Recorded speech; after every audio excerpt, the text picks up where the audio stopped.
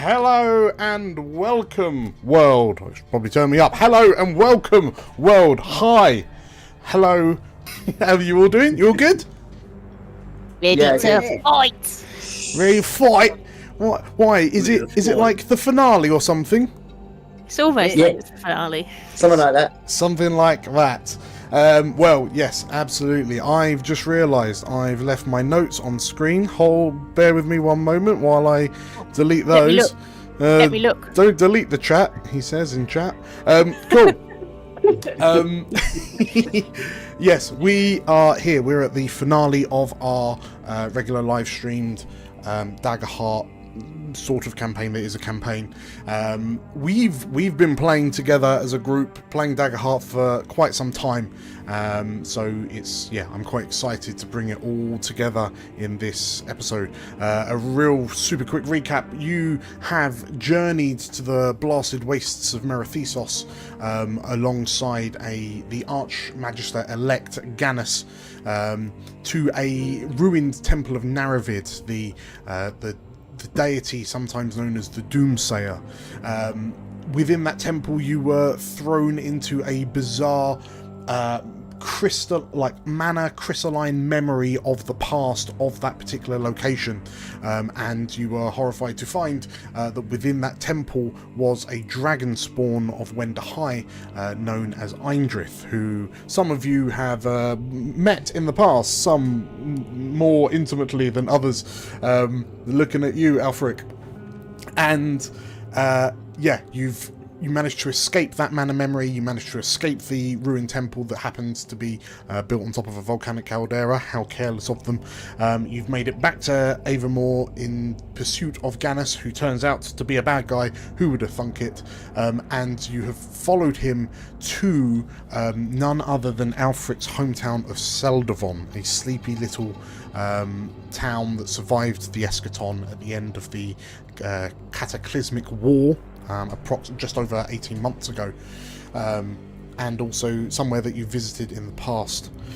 In the town centre of Seldavon, you have found Ganus, along with some additional kind of acolytes and initiates of Wender High, the Beguiler, and combat has begun. You've discovered that the arcane artifact that Ganus had you kind of tricked you into charging for him has created another crystalline mana memory rift of Seldavon.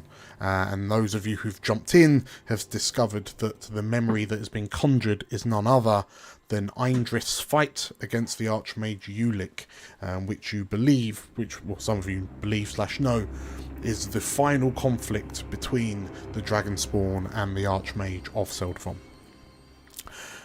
And that's pretty much it, really. I think that's a whistle-stop tour. Yeah. Combat has been joined. We paused it on a bit of a cliffhanger. Who would like to watch the intro video and then jump straight back into it? Yeah? Let's do it. Amazing. Let's go. Before we do, if you're excited or intrigued by this and you're watching this, make sure to hit the like button and the subscribe button if you're over on YouTube, or follow us if you're over on Twitch. Whilst this is the finale, this is certainly not going to be the last thing that we do, so I wouldn't want you to miss out. You should definitely stick around, get your notifications up so you know when we're going. But with all that said, let's begin the finale. All across the unknown world, rediscovery pushes ever onwards to find the lands and people lost. All thanks to our brave explorers. Hi, I'm Dan, and I'm playing Vanya, the Wolfkin Warrior. Hey, I'm Livy. I'm going to be playing Rayri, the Sprite Ranger. Hi, my name's Theo, and I'm playing Cal, the Sangvar Guardian. I'm Georgia, and I will be playing Alfric Stormhawk, a Dragon Scent Bard. Hi, I'm Nate, and I'm playing Azakar, a Majani Seraph. And my name is DM Dan, the GM in these adventures. The further we go, the more we learn of these magical tales from elsewhere.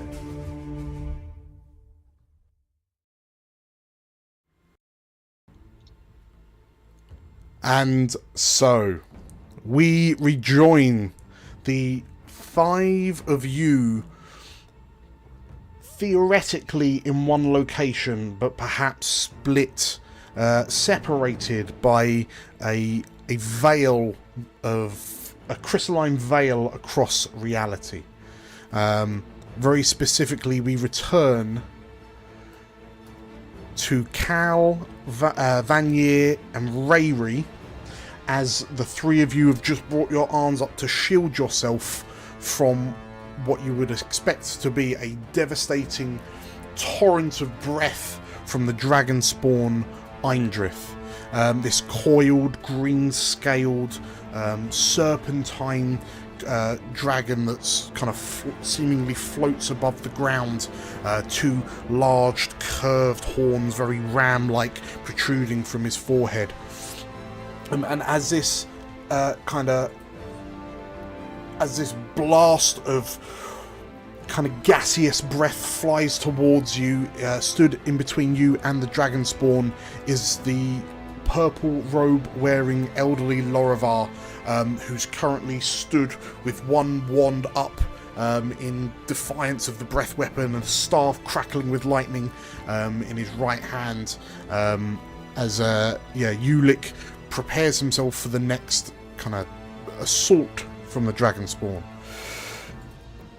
But first things first, I need Vanier, Cal, and Rayri to make me instinct reaction rolls, please.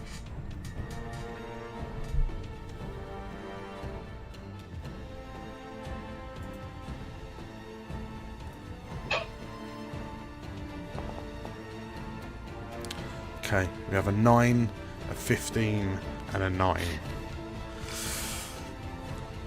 So, as the breath... and I'll also roll for the Archmage.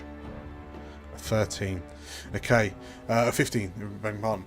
Okay, as you go to shield yourself, you almost expect this kind of this burning pain or this chilling cold to kind of arc across your bodies, but instead, as the breath as the fumes kind of waft over you,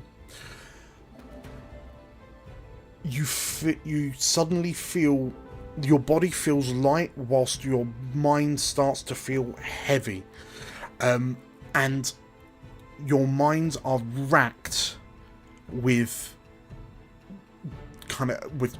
devastatingly fearful hallucinations, that as your mind doesn't know, can't tell foe from friend. You can't tell if the shapes around you are people or threats or what. All three of you need to deduct 2 hope if you can, and you all take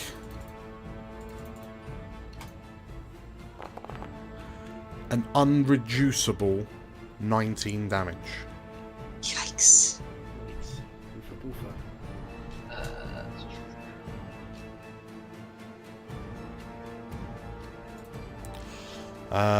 As does Ulick.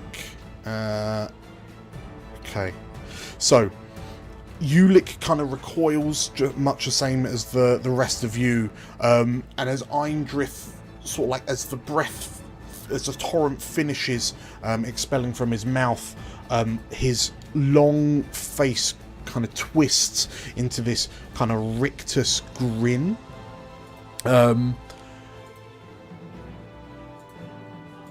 And you hear his booming voice say,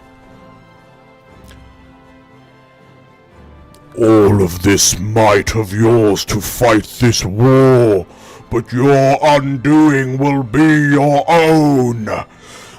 As you're kind of assaulted by this kind of a mental attack.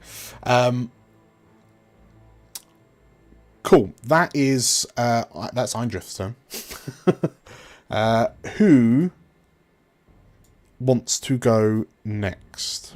So Rayri, it was your turn. But who wants to take over from Eindrirth? So the three of you, obviously, in this sort of like mana memory version of the town square of Seldavon, will quickly switch to show that Azakar is stuck in a shadowy alcove in the town centre of Seldavon, as is Alfric, who's currently stood in a circle of runic power that has blasted away the seeming sort of like mage assassin of Wendahire. Yeah, who wants to go next?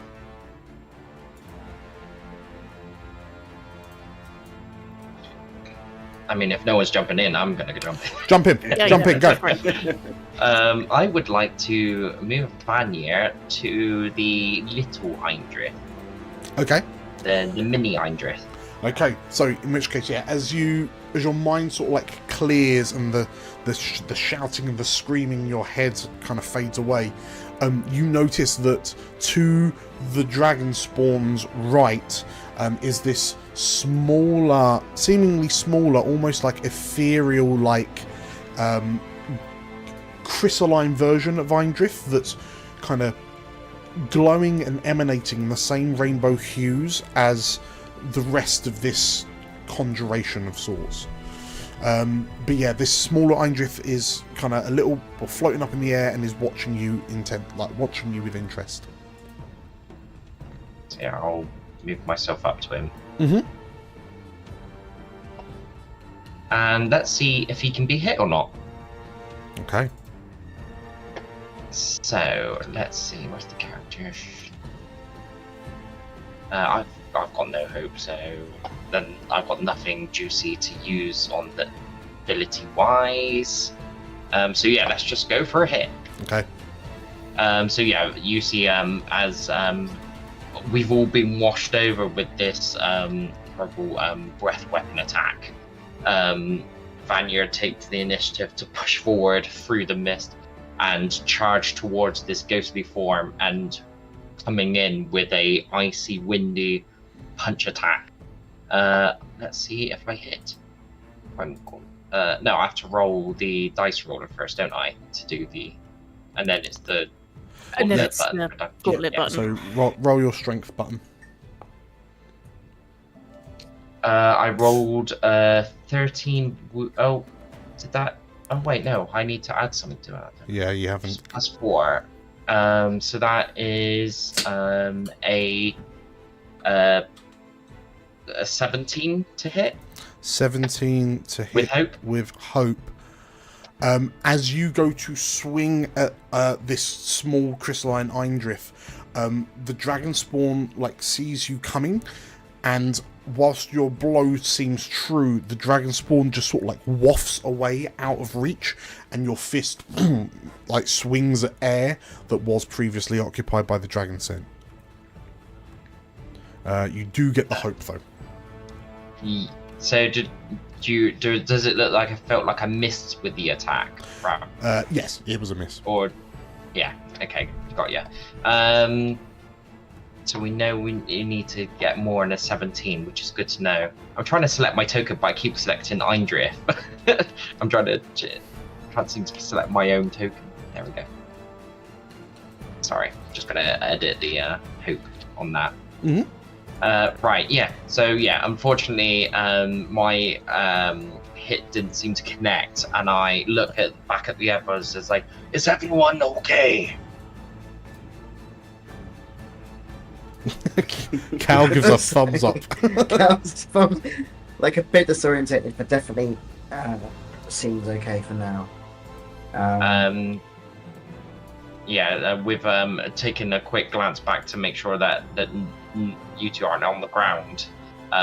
You will try and keep engaged with this with Eindrirth. Okay. In melee range.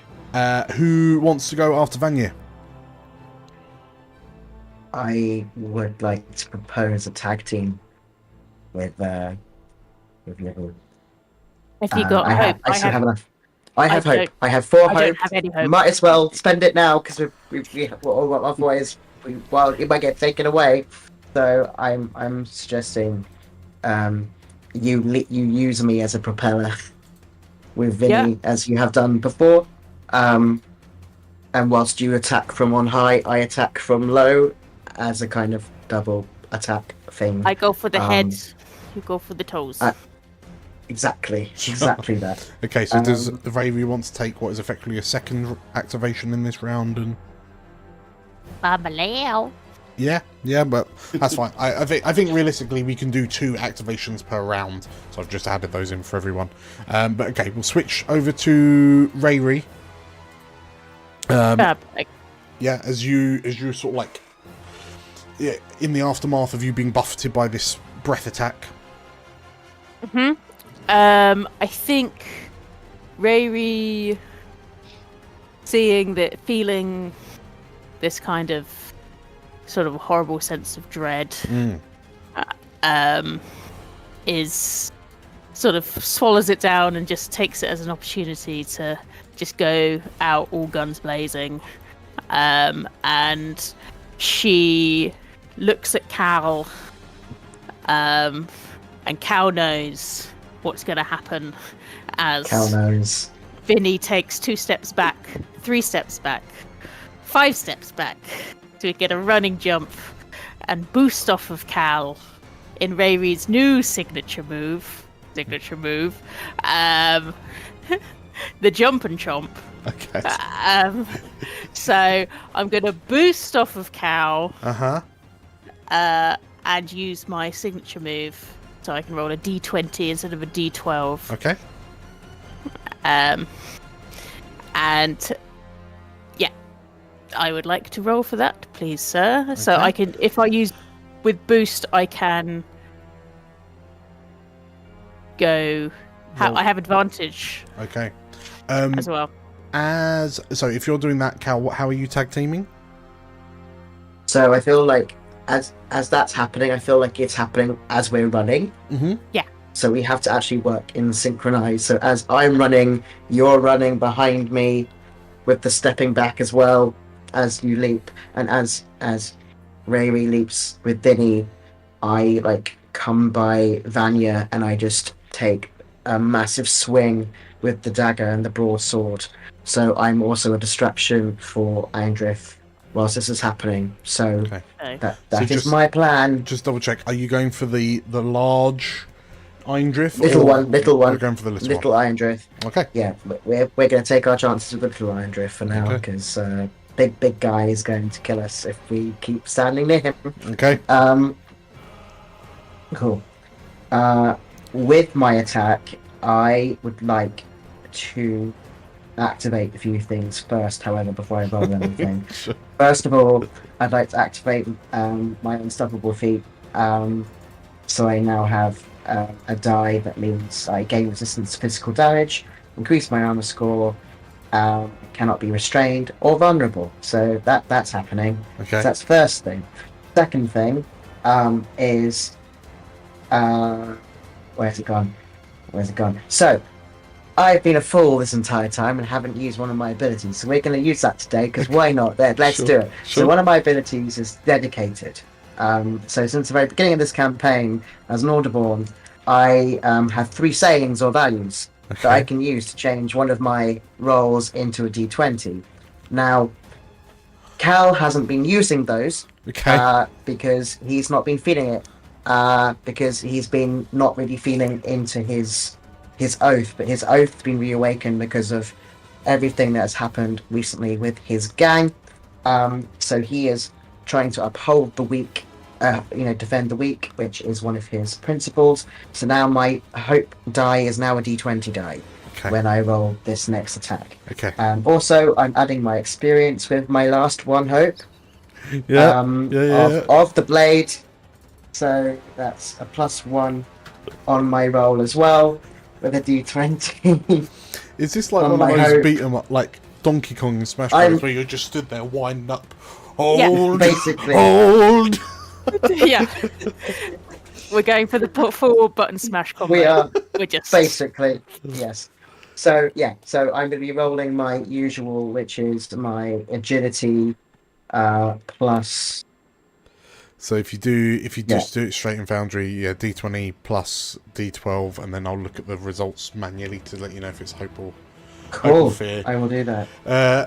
Rayri, you've got a button to do your D20 roll. What's D20? Oh, do I? You've got a signature ability button. I do. And I have advantage. There's a D12 for you. Yeah, I know. Oh, that was yeah. That's right. Okay. And then that's a +1, +3, so that's +4. Okay. So Cal rolled 29 with hope. Yeah. I rolled 17 with fear, so let's go with Cal's row. Okay, so 29 with hope. So, as the two of you, you move in synchronicity, as you both sprint, Cal with your just, superior speed, Vinny being fast as heck. I imagine there's a moment where you kind of cup your hands together, just below your waist, to give Vinny and Rayri the foothold to then launch them towards this coiled, kind of ephemeral, crystal-like version of Eindrirth. I'll move the two of you kind of close enough. Rayri, as you go kind of soaring past, soaring through the air, and Cal, you attack from the bottom. Funnily enough, a 29 with hope will hit. Oh, good. And with that, I'm going to mark a stress. Okay. So that we can have, when dealing damage, you mark a stress to take the maximum value of your damage die instead of rolling it. Holy moly. Okay, okay. Which has that whole thing about spellrender and broadswords together is a thing. I always forget how that works. So yeah, so damage die. I'll do my damage. It does. Eindrirth does Eindrirth count as an arcane magic user, or is he a creature? I mean, just checking. It would be very cheeky of me to say that he doesn't count as one of those. Good. Okay, cool. That's fine then. It's So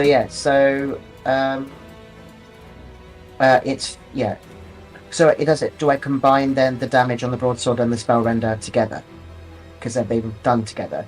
Is it 3d8 plus 5? Yeah. So if you click the dual wheel button, that factors in attacking with both weapons, and then you add +3 on top of it. Which I would normally do, but it's not because I've added a stress. So now it is just. Oh, okay. The max of 3d8 plus 5.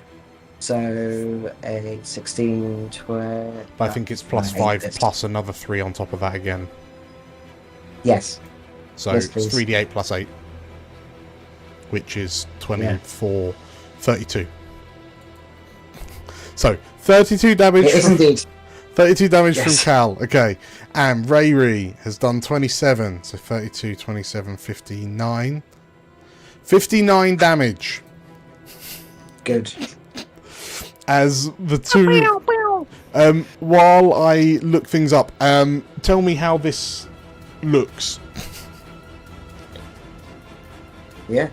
In terms of Cal, I think very much if Eindrirth is focused more on the incoming missile that is Rayri and Vinny, Cal sweeps with his broadsword and brings it up underneath, and I guess we know he's kind of spectral, is that right? Or crystalline. So even though it's almost this, so it's odd. It's this almost smoky version of the huge dragonspawn to your right, like he's this incomplete form of the dragonspawn. Well, in that case, he just brings up, and I think he slices at one of his legs as he kind of slides in. Okay. Slices at one of his legs, trying to chomp a big gash right into it, and then slams as well in the knee with Spellrender. So in which case, let's just say as Eindrirth is sort of like wafted away from Vanier to get out of sort of like fist range, Cal and Ravi, you've then kind of bolted in where he's kind of elongated to give himself the momentum to kind of push away, almost jellyfish like. The two of you have then collided like meteors into both ends of the dragon scent, and this smaller version of Eindrirth is rocked by the attack, and as you plunge Spellrender into like Eindrith's leg, he roars with an intensity much louder than you would expect it to be, and you wonder if it's the magical properties of the dagger that are affecting more. 57 damage, unsurprisingly, is severe damage, so he takes 3 hit points. And as the two of you sort of like land flanking Vanier, looking up at this dragon scent, which is sort of like spiral, like it's kind of wafted away and is spiraling to kind of regain control, as Eindrirth kind of throws his arms back to steady himself, there's this burning intensity in his eyes, and as he looks down at you, Ravery, very specifically, you rolled with fear. We didn't use your roll. But we didn't use it. You didn't use it, but you did roll it. So, first things Leave first. Ravi alone. Oh no, that's the. No, never mind that. That's not that one. It is. Don't look at that. Don't look at Don't look at that. Don't look at that. I'm reading it.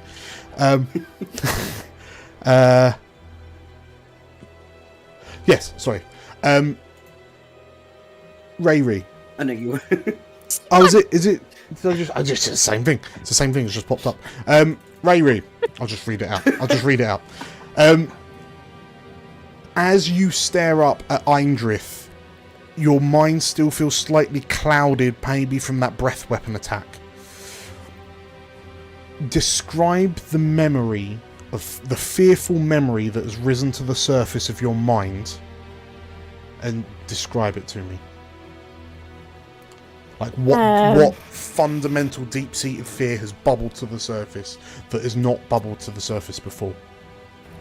I think she is sort of planted back to being in her like hometown, and her dad is like looking at her with mass disappointment after she has caused a large sort of wreckage in the town square, and it's that kind of massive fear of disappointing her dad and wanting to be like this amazing adventurer, and she's just sort of fudged it all up, and everyone's just kind of looking at her, and she just feels like a massive disappointment, and I think that's her greatest fear.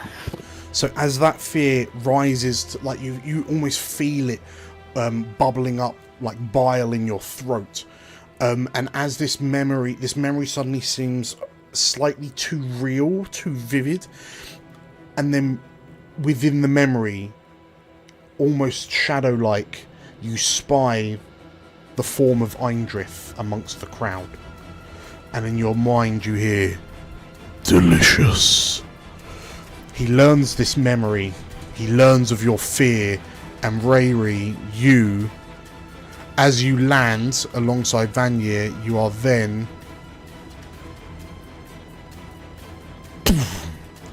you vanish from the manor realm and are redeposited in the town centre, the town square, along with the other mages. And that is the end of your collective turns. Who wants to go next? Quick question. Yes. Where's Cal gone in Foundry? He's just disappeared. No, he's here. Is he... Oh, I can't see him. I was really confused. It's fine. Okay, we'll sort that out in a I sec. couldn't see him in Foundry. We'll sort that in a sec. It's like, what happened to my boy? Where did he go? Yeah, who wants to jump in next? Azakar? Azakar or Alfric? Yeah, I'll jump in next. Okay.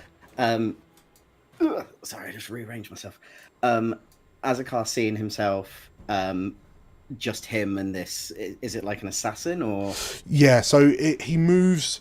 Well, you're an Iron Soldier, so you know that in front of you is an operative that was an operative that you would have seen during the war. These individuals are known as the Fangs of Wender High, and they use kind of arcane magic to teleport around. They kind of pull people through shadows.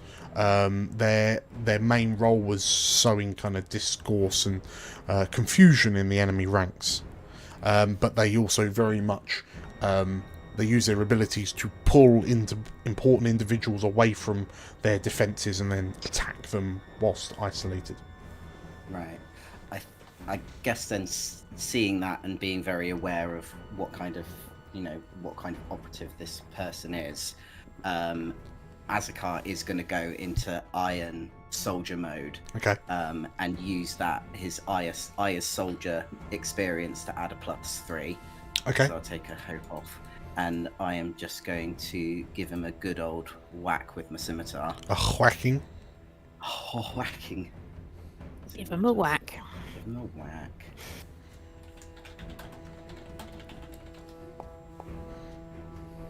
Okay, so that's got a +3 to it. So that is I think you've rolled the normal roller rather than the strength one, so add your strength on as well. Yep. My strength will be a +3, so that will be 20? 17, so yeah, 20 altogether. 20 is a hit. Nice. Let me just check one little thing just to make sure that I can still do this. Yes, I would like to mark 2 stress to turn that into a hope roll as well, please. Ooh, okay. So, yep, you go back up a hope. Cool. Yeah, roll for damage. Nice. There you go. That's 27. 27. Okay. So, as this fang has just sort of like dragged you up through the shadows in the floor, in this sort of like little nook, has just sort of like vaulted off you to get some distance, but yeah, before this fang has a chance to react, you're in, and as you drive the scimitar through, that is severe damage. The fang like takes an extremely heavy blow, and yeah, severe damage. He looks in a terrible, terrible state. Good. I should also then say, as you're stood there, you've got this kind of magical sensitivity innately from your kind of Majani physiology, and like you feel that kind of head rush. You felt that head rush when this portal to like the memory realm open, that everyone's kind of, you saw Rayri and Cal and the like jump through, but you feel this new surge of energy that you pick up on, and peering sort of like alongside the building and up like northwards towards the other side of the town hall, the town square. You watch as Rayri reappears through a crack in reality, and then the crack that she appears through largens and also turns into a magical vortex above what appears to be the town crier's stage on the north side of the town square. Okay. Yeah. Just before we carry on, and because it happens every session, I need to re-roll my prayer dice. But I just want to double check whether or not Alfric still has those 4 prayer dice from last session. I think he used them. Did you use them? Fair Am enough. I wrong? I think he used them. That Yes, is- I think he used them to mix a I terrible think- bad roll. Yeah, Okay. I Fair think enough. Fair Okay. enough. Yeah. Azakar, are you staying put with the fang, or are you running off? I would like to run off if he. Mm. So if I can move, how far can I go? So up while the squares are green, basically. Okay. Yeah, I'm going to run as far as I can up to... Oh, it's because that's in the way. Okay. Bloody walls. There we go. And as you run through, there are sort of like panicking commoners that are like kind of fleeing the town centre, the town square, because it would appear that rifts to another dimension are tearing themselves open. Cool. That's it for Azakar. Who's next? I think it's me. Go, Alfred, go! So the the screen has gone black for me, so I can't actually see anything on Foundry, but I will make do. Okay, if you do a quick refresh, I'll describe the scene. You're currently stood in the middle of your runic circle. Yes.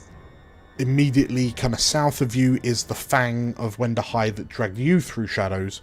There are a couple of... There's a Majani commoner, there's a Asavar commoner. They're sort of like reeling away from your runic circle and this assassin. They appear to be sort of like scrambling for cover. Mm-hmm. You've just... like... I guess you might have heard Rayri's sudden high-pitched voice as she comes tumbling through a rift. And yeah, this almost what sounds like glass breaking, but you're not entirely sure why you've... Well, I mean, it could be legitimately glass breaking. But yeah. Also not great. I think Afric wants to get this situation over with as quickly as possible. He wants to go see what's happened. So he's gonna unsheath his rapier. Yep. He's gonna stab at this assassin. Okay. As you step forward within your runic circle.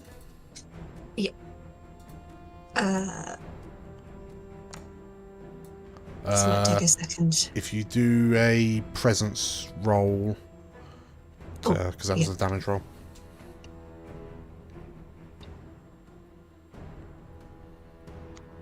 Sorry, everything's moving very slowly on my end. There we go, that looked like dice. Okay, that's it.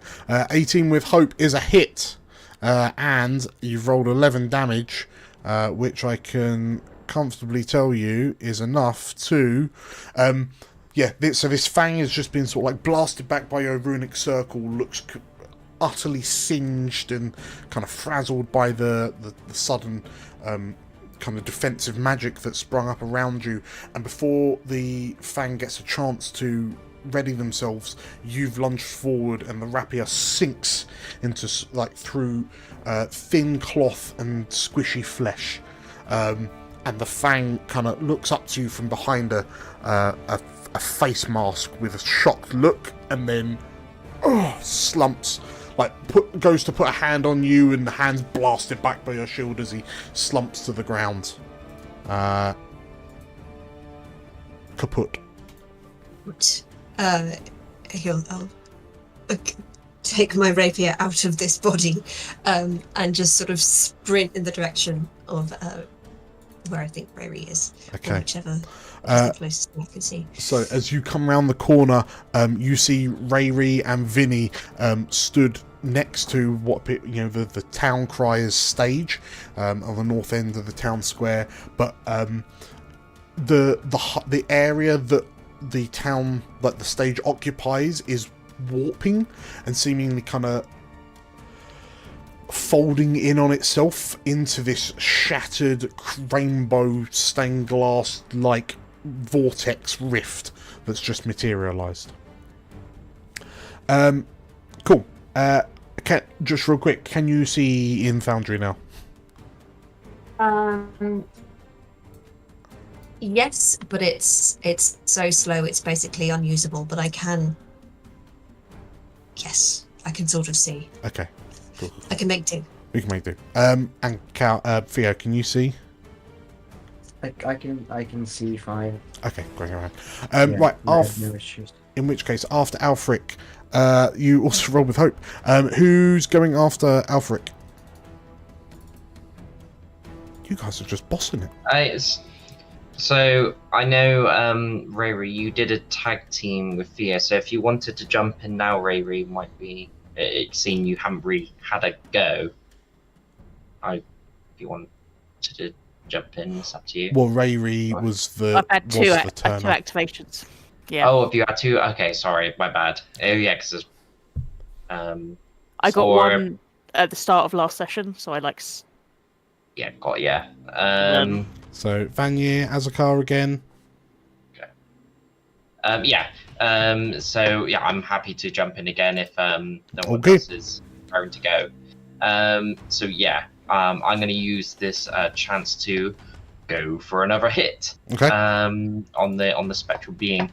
Now Vanyr, knowing the importance of being in front of this enemy right now and having missed his first hit, there's that adrenaline pumping in him again, and almost that sort of like predator versus prey mentality taken over. And I'm gonna spend my 1 hope to add my experience, thrill of the hunt, Okay. to add +3 to this roll. So that takes away that hope. Let me just take away the hope on this. Cool. So let me roll. This will be made with a +4 plus another 3. So this is going to be a +7 on top of this roll. Okay. So if you click strength, it'll add your ability mod in. Oh yeah, I keep. Yeah. So I'll do the strength and then I'll +3 from my experience. Yep. Sorry, I keep forgetting. There's that one.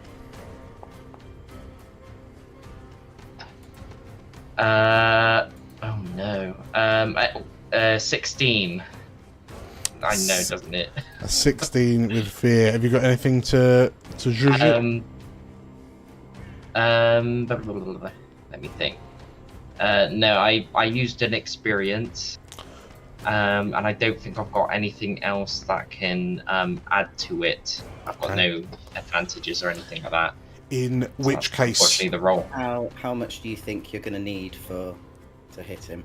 Well, I've got 16.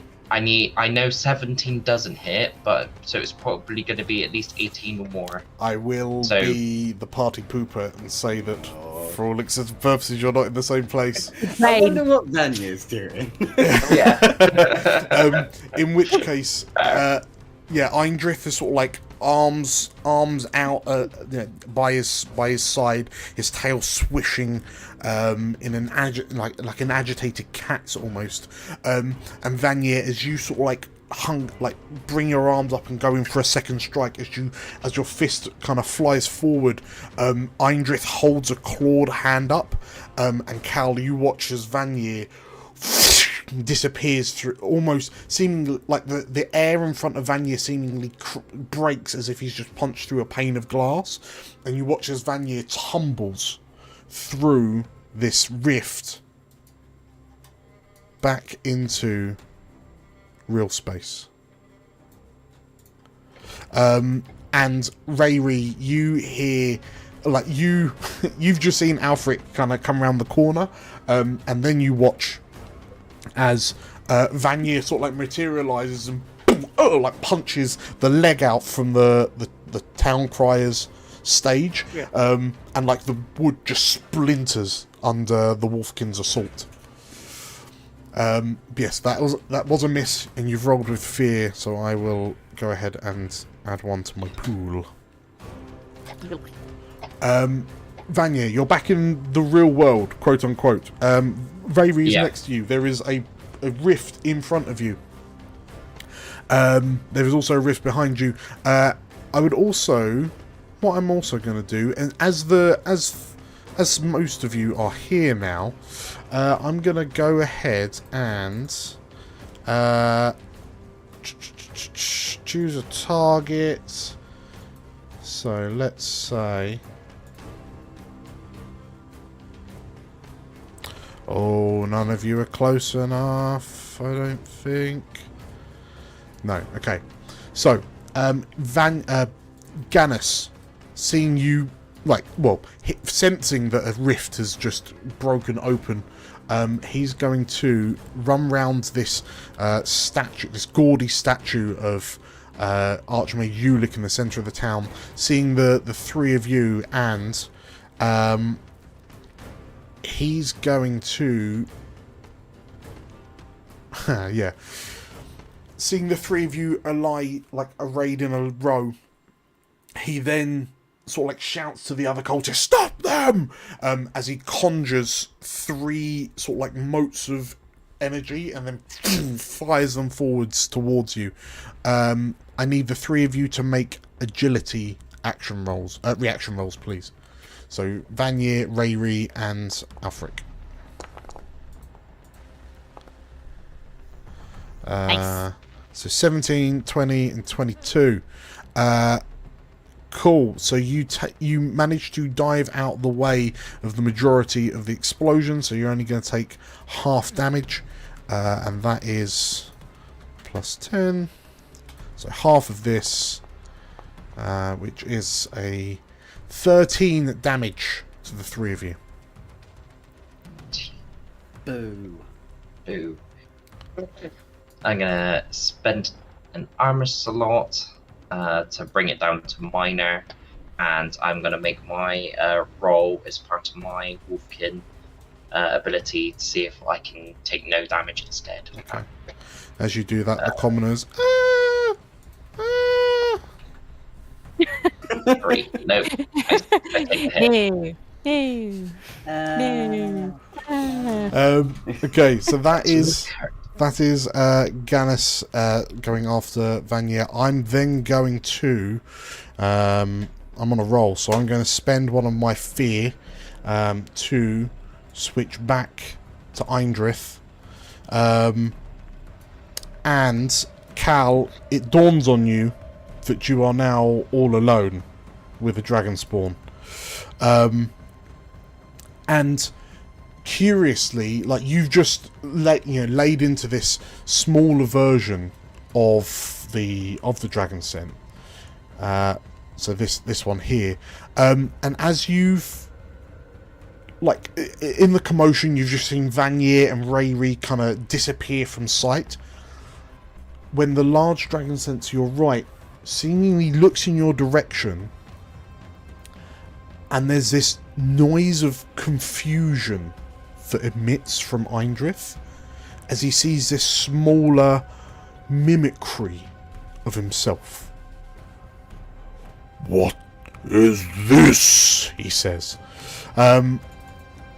The smaller Eindrirth, you wonder if perhaps the smaller one is the real one. It's not part of this memory, you wouldn't have thought. Panics slightly. And Claw, first of all, attacks you, Cal, for rolls a 16 to hit. 16. Against your evasion. Yeah, 16 hits, yeah. Okay. And you take 31 damage.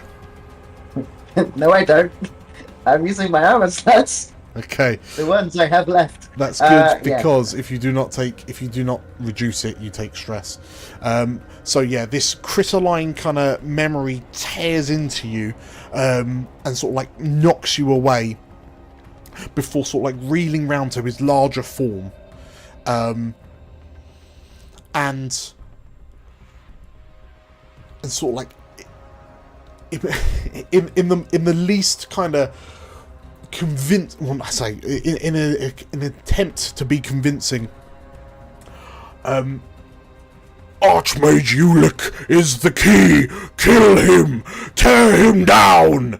And the 2 dragon spawns are just sort of like looking at one another, and yeah, there's a lot of confusion. You hear That Spider-Man meme. yeah. Fundamentally, it's two dragon spawn, like looking at each other curiously as he swats you backwards, Cal. How was Cal doing? What, emotionally, mentally, physically, Sure. all of those bad. Sure, okay. I'm bad. In which case, like, as he kind of knocks you down, Eindrirth has told Eindrirth. It's like the Men in Black 3 movie. Eindrirth has told Eindrirth what the deal is. His relentlessness kicks in, and the two of them circle round to Ulick, and I'm just gonna go ham, boys and girls. Ulick takes a 14, which is a miss. So the smaller Chrysaline, the smaller Eindrirth comes along, and Ulick blocks him with a shield. The larger one, the memory one, rolls a 26. That's a hit, and Ulick yells out in pain as Eindrirth like clamps on his arm, and you hear like the arm holding the staff, and Cal, you hear the sickening crunch of bone as Eindrith's jaws clamp shut on the mage's right arm, like right forearm. Ulick takes 33 damage, which is severe. Ulick is like collapses to the ground, like holding his limp, hanging right, like torn, shredded right arm as the staff clatters to the ground. You do get this, Cal. You get the feeling that they're really targeting this archmage. I'm done with that. Who wants to go next? I think it's Cal. Cal's the last one before we move to a new round. I think it's me. First of all, just processing this and trying to figure out what he's going to do. Mm-hmm. He is going to, because he got pushed back, but I assume he's still close enough that he could probably reach out to Ulick. Can Ulick? Because obviously the dragon spawns can now see each other. Can Ulick now see Cal? Like, is it obvious? Because obviously, if the dragons can see each other, I'm assuming that Ulick can see me. So the archmage is on the floor, holding his shredded arm, and he's like looking up at what seems to be identical dragon spawn. Just one's glowing in sort of like smoky rainbow hues. But yeah, there's a moment where he does, like, he looks over at you, and Cal, in the time almost freezes for a moment as the two of you lock eyes, and there's this flash of confusion on his face, almost as if he recognizes you. Okay. Just trying. I have a play here, but it's quite risky if it's not useful. Okay. Okay. So, I'm going to rush forward towards this. Mm-hmm. And as he does, he shouts at Ulick. Look, you're good at this! You win this! You win this! You're going to win this! You have to win this! And I'm going to use that as Soldier's Bond, which means that I can get 3 hope from that. Technically, so does Ulick. Okay. So hopefully that's fucking useful for him. Sure. Sure. And then I'm going to attack the little dragon again, because there's nothing else for me to do. Okay. Because this man does not back down from a fight, and there's no one else here, so he's just going to keep on fighting. Okay. So yeah, he's going to attack the little one. With that in mind, he's going to use his experience. Now he has gained 3 hope to add a +3 to his roll. So yeah, so again, spell render, broadsword, slamming into the little one.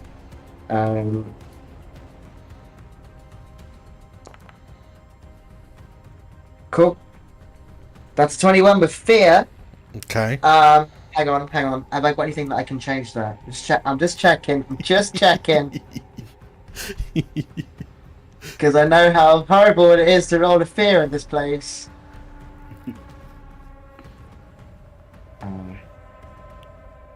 I don't, but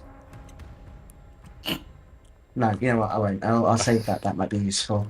Cool. Okay, yeah. So I hope that's hit. So yeah, that'd be a 21 plus Plus 3. 3. Okay, yeah. so that is 24. 24 does in fact hit. Oh, good. Roll for damage. Add your bonus damage for spell render into a magic user. Yeah. Hang on. So yeah. That's 20. And also I can add my unstoppable die, which that becomes 22. 22 plus another 3 for yours for your dagger, so 25 damage all in told. Yes. Yeah. Okay, in which case, as you run forward, like yelling to Ulick, like giving him a pep talk while as he's being assailed by 2 powerful dragon scent, as you plunge the 2 blades into like real Eindrith's back, you hear the dragonspawn roar again. That is major damage. Eindrith loses another 2 hit points. And like as you sort of like wrestle with this dragon scent, as he this dragon spawn, as he thrashes with these 2 blades lodged in his back, Cal, you feel your vision begin to start crystallizing, and as Eindrith's like elbow swings round and connects with you, kind of dislodging you from his back, you are thrown backwards, seemingly through this pane of glass. And as you watch, like the 2 dragon spawn, as you watch this crystalline memory world fading away and being replaced with the real world, you watch as the 2 as you go, I'm gonna re-interject, spend another fear to drop me to 0.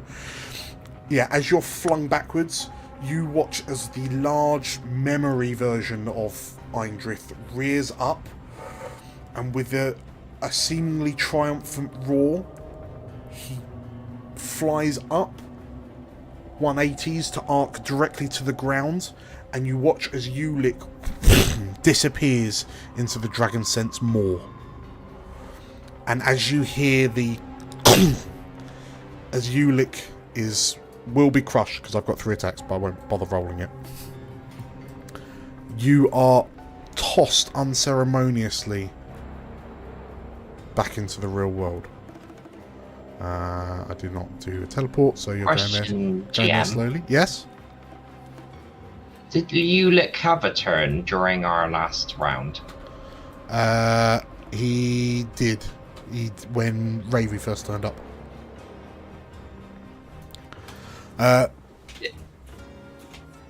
Yes, yeah.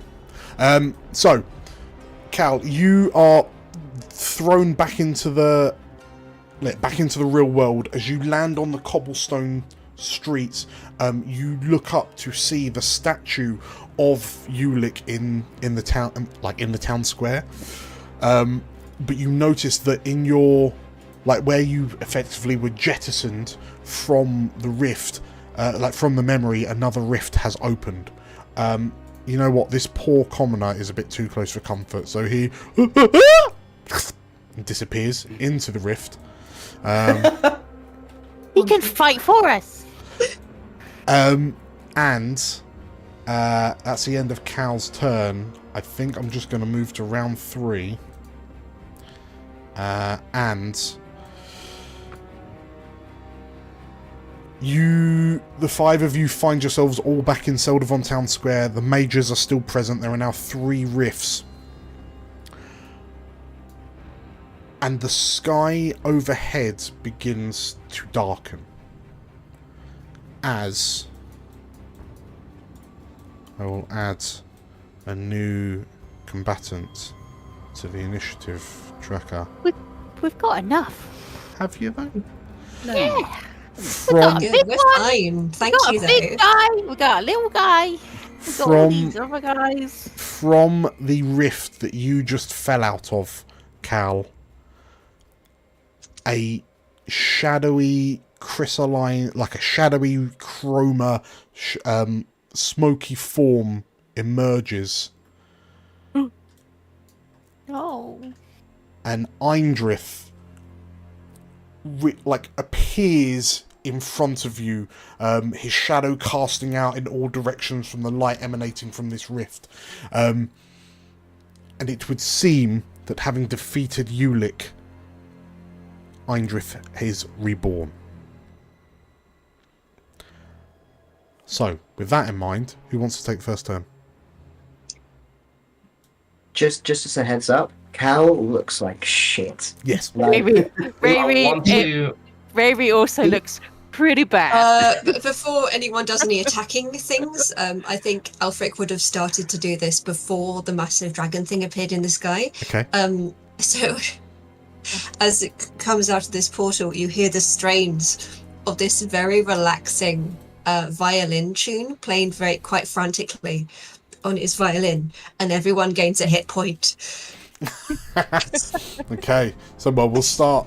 We'll start Alfric. Alfric can start our round off. So as you play this rousing song, everyone can gain a hit point. Is that in like a certain range? Because obviously I'm not very close. Any close allies, it says. Okay, so everyone but Alfred, Azakar. Gotta run into the area of effect and get there. That's right. And as you're playing that song, like some of the commoners that are around you that are just absolutely losing their minds with panic, they seem slightly heartened, so they're leaving in a slightly more orderly fashion. But yeah, they are extricating themselves from the combat arena. Alfric, you've played this tune. Is there anything else is that your action, or is there anything else you can do? That is his one action that he can do. Okay. Yeah. Would you like to move? I cannot see where we are. I think he'll move to stand by everyone else. By the people. I think that's what I've just done. Sure. Yeah. No, perfect. So you're stood next to Rayri and Vanya. I will say that now that Eindrirth has re-emerged, we'll get rid of these portals. That will just confuse things otherwise. I want to go back in a pool. I don't want to be here. That random commoner is just gone.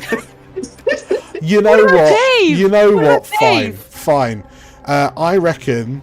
Let's make it a bit more appropriate. Not only has Eindrirth emerged into real space, having been reborn, but he's done it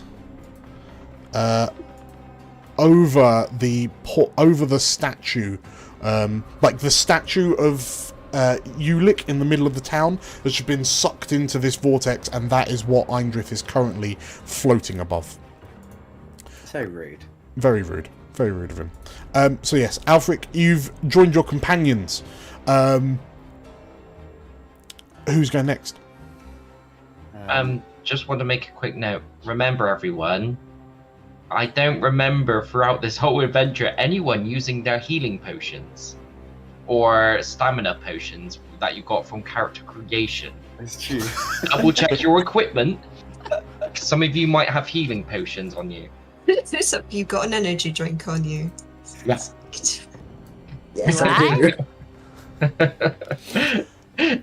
just and also, It's yeah. Does it take an action to consume a potion? I mean, you would expect so.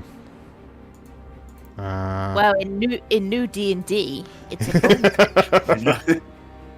a well, is there anyone who doesn't want to drink a potion? Because I can search while you do your turns. I don't want to drink a potion. Okay. I absolutely do. Okay, I'm we'll good, I don't need to. We'll switch to Azakar. What's Azakar doing? Azakar has just seen, obviously, like Gannis do this attack at sort of 3 of his team, so he's just running up to try and make an attack at him, but then obviously seeing Eindrirth appear, he is then going to kind of go like, okay, we've got bigger dragons to fry. Yeah. I mean, as you make it into the town square proper, sort of like, you know, commoners running in your, like, past you away from the town square, you've just seen this thin serpentine figure emerge from this rift. Gannis has turned round and, for all intents and purposes, fallen to his knees and looking up as, "My lord!" he shouts, like he cries up, his hands in sort of like subjugation to Eindrirth. And yeah, there's this. What a simp. As Eindrirth like looks around, there is this kind of resonant, "I am returned," he bellows. With that, I'm going to do a bolt beacon at him. I'm going to spend 3 hope to make that into, or to also add smite to that. Along with that, I'm also going to use my community ability that Theo also has, so my Orderborn dedication, to use my 3 words of eye as light to hopefully let my blade strike true. So I'm going to roll with a D20 for hope instead of a D12. Okay. And what else can I do to really mess him up? Let's have a look. No, I'm just going to do that. So I'm going to roll with a D12 first for my fear. Bump. Real quick question for Dan. Do these potions say use an action? It doesn't specify. It's just in equipment. It's a consumable. And it just says immediately clear 1d4 hit points. In which case, because it does not specify use as an action, you can drink like a potion for free. Really? Bloody. Thank you, Dan. 1 potion. So I'm not going to let you. We're all just there chugging away. I'm going to And take Oscar's just looking around like, what? potions. This is going to look like that final Pokemon, like the final Elite Four Pokemon battle, where you're just frantically stimming your Pokemon with potions while you're having the absolute snot kicked out of you. Okay, sorry, Azakar. We've upset the mood. Right, you're doing a bolt beacon. Yes. So I've rolled a 2 for my fear. Okay. And I'm rolling my D20 7. So that's. I'm just trying to sort of think at the moment. That's a 9. Yeah. Plus 3. Yeah. So that will make it 12. a 12. Finn, is that the end of the? No. You got prayer dice, right? I know. I'm going to whack all of my prayer dice onto that, which is an extra 8 onto that. So you're on 12. So you're up to 20. So, and plus my with plus the plus 3 for the spell casting, so that adds it up to 23. Okay. I'm guessing that will be enough, maybe. I think so. That is a hit. So I am going to. So I rolled okay with my hope. That's okay. At least I rolled higher with my hope. That's all right. Yes, Chris. fine. Azkar is just throwing religious tomes at this dragonspawn. He deserves it. He deserves it. I'm also going to cast my second wind with that as well, which means because I rolled a successful strike, it means I get to clear 1 hit point or 3 stress. Okay. So I'm going to clear 1 hit point. Okay. And now I'm going to do my blast. So that's a 15. That's doubled. So that's a 30. 30 damage. Okay. As you fire off this beam of like Aya's light towards Eindrirth. The beam strikes the dragonspawn in the back and sort of like it splits over his emerald scales, but the force of it still rocks him. 30 damage is major damage, so he loses 2 hit points. And he is temporarily vulnerable. Ooh, yeah. So you rolled with hope, so make sure you've tacked that on. And who wants to go next? Me. I got an idea. Please, guys. Please, sir, please. please, sir. Unless anyone has something pressing they want to go, I would like to take the turn. No, go for it. So here's the turn of order. Vanya quickly looks at Alfric and Rayri and is like, keep a safe distance. Me and Cal will try and pin him down somehow. And he lunges forward as he chugs a potion for free. So that's a 1d4 of hit points. Come on, give me a good roll. Hey. I'm back to full hit points. Ah, the start of the campaign. A fine vintage. It's been in your bag for a very long time. That was a good year. It was a good year. And as I move up next to Cal, and towards Eindrirth, I look at Cal, and I say, "We've got to protect everyone else, and I think it's up to us to pin him down." Like bleeding out of his face. Yeah. And I don't think I can think of anyone better to join in this moment.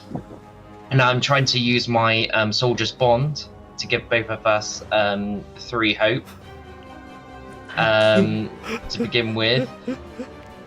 And Okay. I would like to suggest a tag team. Okay. Should Carol fancy it? Where's my hope?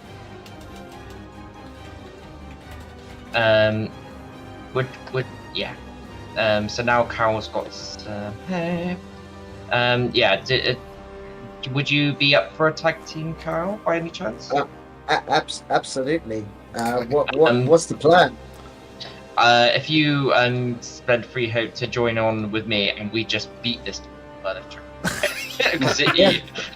The plan is fighting. As long as I'm allowed to drink my potion at the same time, I don't care. I need at least 1 more hit point. But sure, Well, that sounds good to me. I mean, if you're tag teaming with Vanier, then like it wouldn't be your turn, but you can make your Sure, rolls, and then you can immediately, as long as take your both turn of us afterwards. roll with fear. Sure. Because I can't Okay, yeah, interrupt that's now. fine with So me. I'm going to spend as we gain the 3 hope, I'm going to spend a hope to use my experience again to as the blood boils down, and I'm going to say, let's do our rolls, and then we'll describe what happens. First of all, can I just point out that if Eindrirth is vulnerable, that means that everything that targets him we have advantage. yes, Oh yeah, we got plus D6 on top Correct. of our rolls. correct. Buddy, yeah, right. Let's do So this. just so that it's also clear that we get advantage. So okay, I would, I just hit him then with my 2. So it's 20, 30. I got a 31 to hit with hope. jeez. Where's the plus? Is that from your experience as well? Yeah, I used the experience, so I've gone back to. So I used 1 to gain 1, but I'm gonna add it to my Slayer die. Sure. Okay, so 31 with hope. I also rolled with hope, but we're going to go with Daniel's, obviously. Yeah, it was a middling 19 with hope. Okay, 31 with hope. Yeah, That's a hit. 31 with hope. Yeah, and I gained a Slayer die, so I'm going to add a Slayer die to this attack. So yeah, let's do our damage, and then I'll describe how it all plays out. Cool. Do I have any? Yes. I feel like this is the most scrutiny your character sheets have had since we started playing. Yeah. Yeah. Absolutely. Like, oh, I do that. Also, I'm going to use my versatile fighter to mark a stress, so it's maximum value of my damage dice again. It doesn't say I can't use it more than once, so I'm saying that I can do it more than once. Sure. If that's Sure, okay sure. with you, Dan. Yeah. If it said per long rest, I'd be like, yeah, sure, but it doesn't. So. No, that's fine. So we got 16 from Vanier. Yeah, magical damage. 16. Yeah. So. Oh yeah, I forgot my Slayer die. That was it. I knew I was forgetting something. I need to add a d6 to the damage. Oh wow! It's 17. Oh no! Okay. 17 damage from Vanier. Cool, so mine would be 24 as the base standard because I'm using top level of my damage dice. Yeah. Plus my unstoppable, which is now at +3. So 27. That's great. And then it's +5 for my spell render and broadsword. Is that right? So what's the normal damage? It's 3d8 plus 3d. It's 3d8 plus. Well, it's 3d8 +3 and then plus. So 27. Plus 3, yeah. So 30. Yeah. So 30. Yeah, we'll say 30. That sounds good to me. Sure. Oh no, plus another 3 because of the unstoppable dice. 33. So, okay, so 33 plus 33 plus 17 is 50 damage. Only 50 damage. What are you lot doing? Oh. Okay. Baby. Yeah, describe that severe damage. Talk me through it. He's still up, but talk me through it. So yeah, I give this little mini speech to a cow, and we just click our necks. And I can imagine Vanier goes for like a leap to like punch the tail down to pin. To give a chance and freeze it and like freeze some of the tail ready for Cow Strike to shatter part of its tail. Okay. Yep, that sounds good to me. Okay. In which case, yeah, as we slide into a Final Fantasy style cinematic of the two of you just laying into this dragonspawn, Eindrirth reels back from the final blow. And like his wing is one of his wing. Well, sorry, he's not got wings. Like some of his scales have been sort of like carved off. His clothes that he's wearing are tattered and shredded, and like one of the ends of his horns has snapped off. But he sort of like, as he reels back, he looks to the two of you and enough! He roars, and the two of you are launched backwards by this sort of like magical concussive force as he puts you in your place as he rises up. Right, I will not be denied, he bellows. That was Vanier's turn. Who wants to go next? And is it Alfric? And Cow? Oh, I thought Cow wanted to do the potion thing. I will do the potion whenever it's convenient. It'll be the next thing I do, but I don't need to go next. I don't think.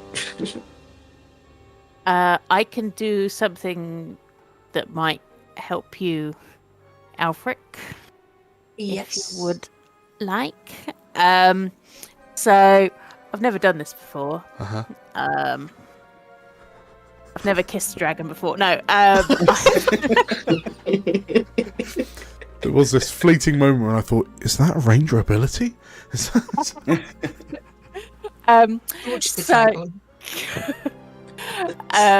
I would like to make a spellcast roll to see if I can cast Wild Fortress.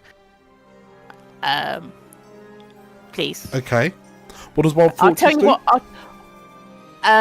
It grows a natural barricade in the shape of a dome above me and one ally. You immediately become hidden within it, and you can reveal yourself at the top to make attacks, but you are technically from a hidden position. And the dome has its own damage threshold, so it takes all damage that me and Alfric would take because we're inside it. You can create a bunker. Okay, I see. I see. Okay. It's a wild fortress. But yeah, technically, I can make a bunker. Is it over? Just sit in. Is it for one person or is it for It's for 2 people. 2 people? Okay. By all means, please roll me a spellcast to see if you can bunker up. My spellcast is Fortress of Solitude. One of these +3. It's a 15, 16, 17. Yes, it works. Okay. So I can go 13. Yeah. So a natural barricade in the shape of a dome for you and one ally to hide within. Okay, so the 2 of you are hidden from view. Let me draw a little thing around you. Boop. Cool. There you are. That's your little fortress. A little green fortress. Fabulous. Okay. So yeah, it essentially has its own damage threshold, so it will take hits instead of us. Okay. For thankfully, so is there anything else? Are you moving or are you staying in your hut? No, I'm going to stay in my little hut. Thank you very much. I will take the fear that you've just rolled. I will activate Eindrirth because the 4 of you. You can't see us. We're hidden. This is true. We're just a little hut. Just a little hut. Just a little hut. In which case he's just bellowed enough, and he's going to look at Cal and Vanier. And it will clip the hut as well, but you probably be protected by it. Cal, Vanier, and does the hut have an instinct stat? No. It's just damage threshold. It can't have fearful hallucinations either. Sure, that's fine. Hut hallucinations. When it was a twig. Okay, well, Cal and Vanier, if I can please have instinct reaction rolls, please. I don't believe he's learnt any of your fears, so... Oh, Vanier's fine. Not mine. You haven't had any of my fears yet. Haven't had any of your fears. And Cal? I'm gone. That's it's a roll with hope, but it's a 17, which means that it's fear time, baby. Well, the 2 of you take, and the hut for this matter, 17 unreducible damage. Is it halved if we saved? No, it is completely negated. So yeah, beg your pardon. Vanya, you're able to jump out the way. Cal, you will take 17 damage. The hut cannot move, so it will also take 17 damage. No worries. Okay. It's still standing. Still standing. How's Cal looking? He's alright. He's about to drink a potion though, so maybe I'm glad that I waited to roll the potion. So we'll see. Eindrirth sort of like buffets you with his breath attack, and looking around, he looks to the gathered mages and "Deal with these whelps!" he shouts, and he begins flying directly up away from the 5 of you. So he's now 30 feet up in the air. Oh, wait, no, attack of opportunity, sir. If I may. If you may. I mean, my agility isn't great. I have to make an agility roll. If I somehow hit though, this is going to be great. I don't want to cheese the experiences too much. So, attack of opportunity. Make an agility reaction roll. This is a reaction roll. This won't. So the hope and fear won't come into play here. Right, let's do that. Does the advantage still happen on? Yeah, I was going to ask, how is he still How long vulnerable? did it I last? haven't cleared the vulnerable yet, Dan. Vulnerable lasts until next turn, so... Advantage then. Yes. Still Still got advantage. So... Vulnerable, while you're vulnerable, rolls targeting you have advantage. So given that it's an opportunity attack against Eindrirth, I would say yes. Yeah. So okay. So this is. Okay, let's close that a minute. Let me agility roll. Normal. Roll d6. Oh god. Okay. Only 13. It's not gonna hit. So 13. Eindrirth. I forgot to turn him on. Eindrirth sort of like Where's the prayer dice? swats you away as he begins flying upwards. Too far. Who would like to go next? He's 30 foot up in the air. Right. Can I ask Yes. if that means that anyone is now in close range of him? Tell you what, he's within the boundary of close range. So Okay. he's within 30. So if I were to fireball him now, Yes. Yeah. that wouldn't affect anyone else. No. Okay. And can I use, if I may, Yes. be the next one to go? Can I use my experience, which is tempted by the darkness, which is I really, really do not like this dragon because he's been very mean to me. Sure. Given that this experience was born of your interactions with Eindrirth, Exactly, that's what I will say that narratively makes sense for you to use it in this instance. So Excellent. that'll drop you down to 2 hope. Yes. So it'll be a presence check plus with advantage because he's still vulnerable, plus Your experience. your experience.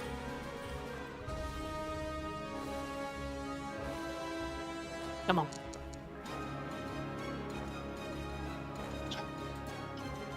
So that's plus another 3, I'm guessing. Your experience Yes, I think so. Right. Let me just check. +2. plus 2. The 23 to hit. 3. Alfric, please roll me some damage. Yeah. So that is a 3d8 plus 5 is damage. With fireball. So that is. Oh, there it is.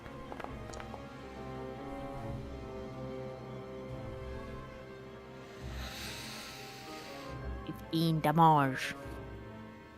Has that rolled? Yeah, that's right. That's Yeah, right. we got. That has rolled. Bear with me. Hold on one moment, please. 15 damage, eh? Yeah, he's getting the death icon ready. So, Eindrirth has just been assaulted by Cal and Vanir. He's blown them away and then followed up with a the breath has, like, Vanir's had to dive for cover behind the crates. Cal has just taken the brunt from this breath attack. The hut that you're in, Alfric, like, you can see it almost like withering under the magical assault as Rayree's desperately trying to kind of keep it maintained. And as you hear sort of like Eindrirth ascending towards the clouds overhead, towards the now kind of night sky. It was dusk when we started. And as he arcs away, and how do you fire your fireball? Is this the first time you've used it? This is the first time he's used it. Okay. Yeah. As you conjure this destructive magical force, like how does it work? How are you creating it? I feel like this is the first thing he's created that kind of doesn't have anything to do with his violin. His violin is still sort of in his hand, doesn't play it. to conjure it. It just sort of conjures in front of him, and it's all of his desire to do good by his friends and to be an adventurer, and his panic because his home is literally just in that direction, and his parents are going to be very, very disappointed in him no matter what he does. So it's this desire to prove the voice in his head wrong, and it just sort of fires up. So as this gravely wounded, recently reborn, like reconjured dragonspawn makes his escape, as this mote of fire that maybe looks somewhat similar to the floating lava orbs of Merathesos, as that arcs towards him, Eindrirth turns his serpentine head to look down at you, and there's this look of triumph upon his face. But then he notices this arc of fire racing towards him. Georgia, explain to me how this happens. I imagine when you explode a dragon, we're talking big firework. Even a dragon of sort of darkness and bad dreams and all of those fun hallucinations. I imagine the impact. It's like suddenly the night sky is daytime. Okay. Briefly. Okay. Yeah, in which case this orb of fire burrows into the form, the freshly recreated form of Eindrirth. And as Eindrirth looks to you, there's a flicker of confusion upon his face for a moment, and then perhaps an emotion that Eindrirth himself hasn't felt for quite some considerable time, which is ironic given that it's his chief weapon, but there is a flash of fear across the dragonspawn's face. As there, like his torso, his midriff, it tears in two from the magical explosion. And as he screams, as he's bisected by the fireball, the scale from the rip, the scales begin to peel away, burning under the fiery assault of the fireball. The smoke and fumes then kind of dissipating into arcane mana as Eindrirth is torn apart on a mana-ly level. And as he sort of like peels away, and you see like the neck disappears, and his head begins to crisp away, you hear this long echoing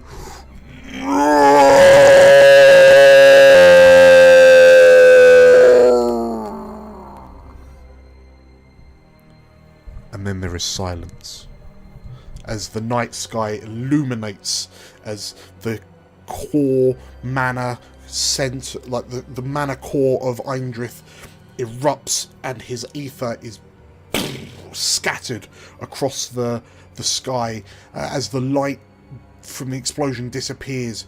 What looks like shooting stars hurtling into the night sky are all that's left of the dragonspawn of Seldavon.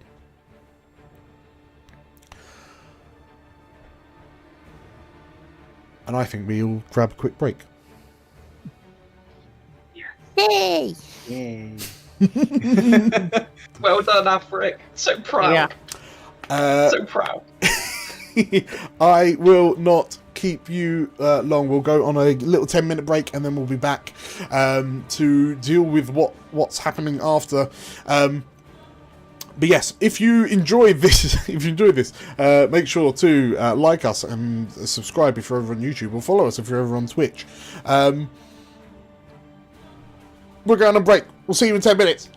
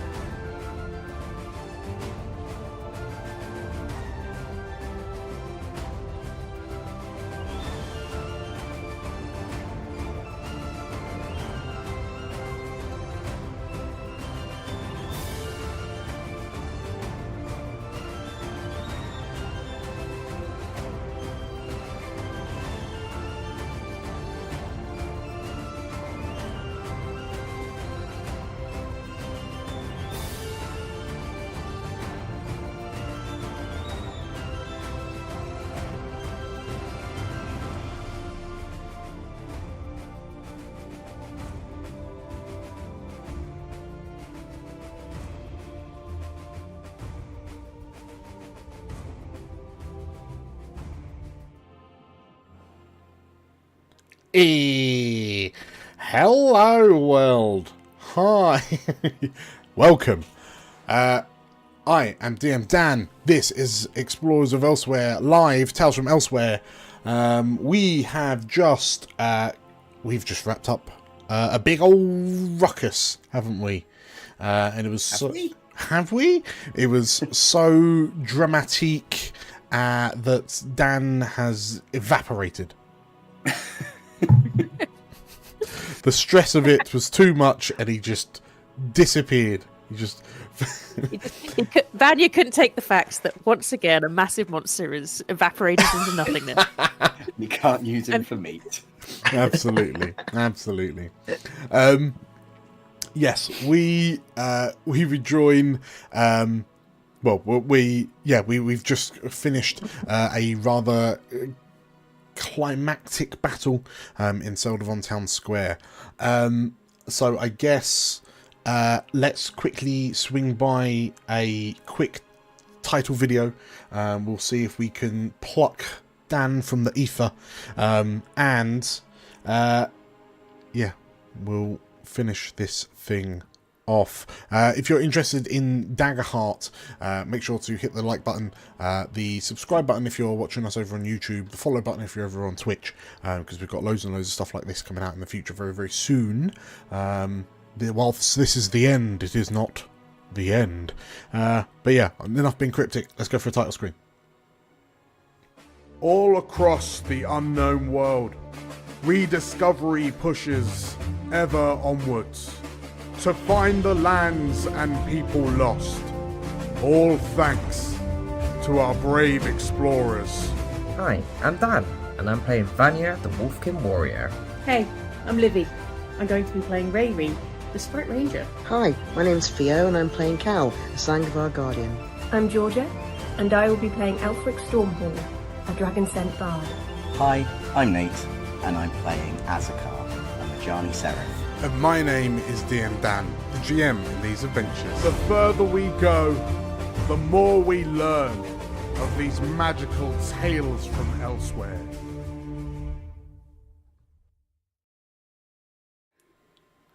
And so, we rejoin the 5 of you in the town square of Seldavon. There he is. The town square of Seldavon.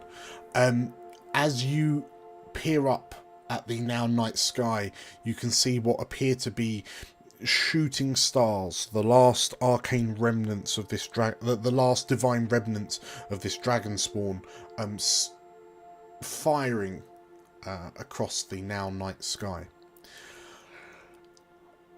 And as you feel this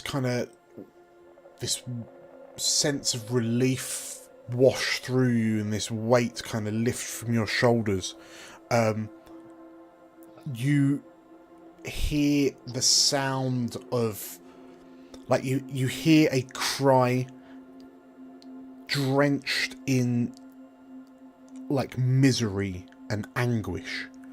And as you turn to look, you can see that the gathered cultists are looking up at the spot where their lord Eindrirth once was, and now his form has been seemingly utterly obliterated.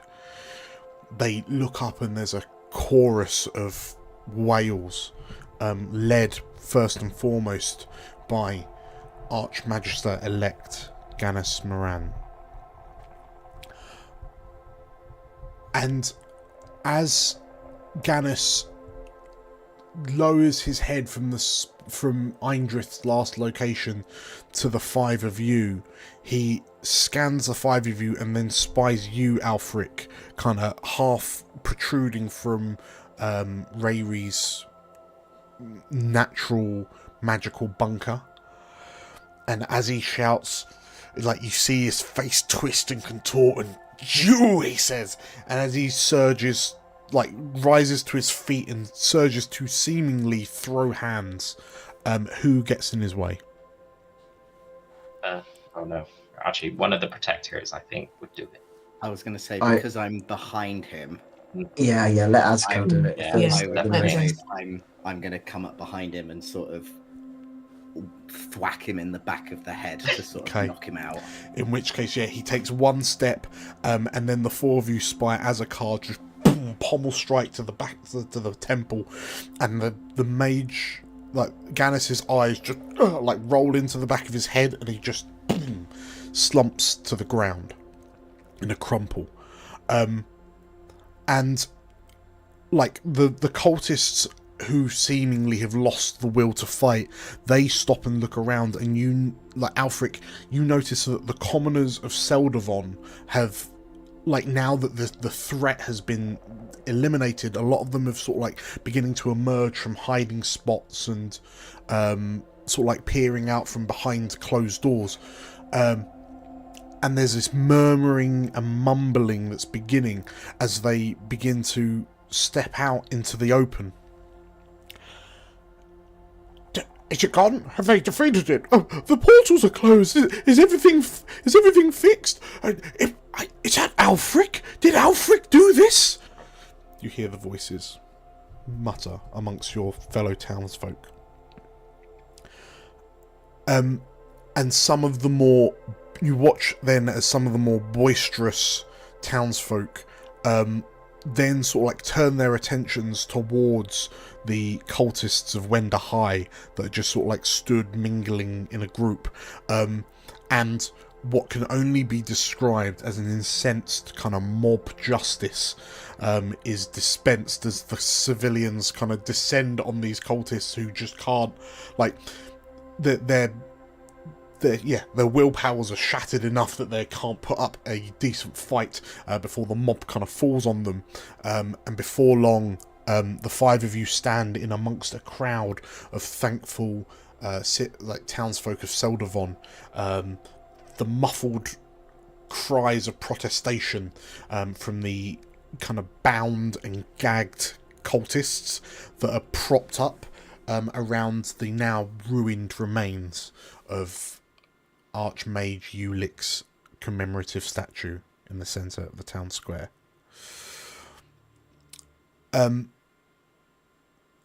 Alfric, my boy, says one of the commoners. We didn't realise you were an explorer. Did you come all this way to save us? You certainly are. I appreciate the cut of your jib, son. You hear one trader say. And as the sort of like as the accolades, as the praises from the townsfolk are kind of showered upon you, Alfric,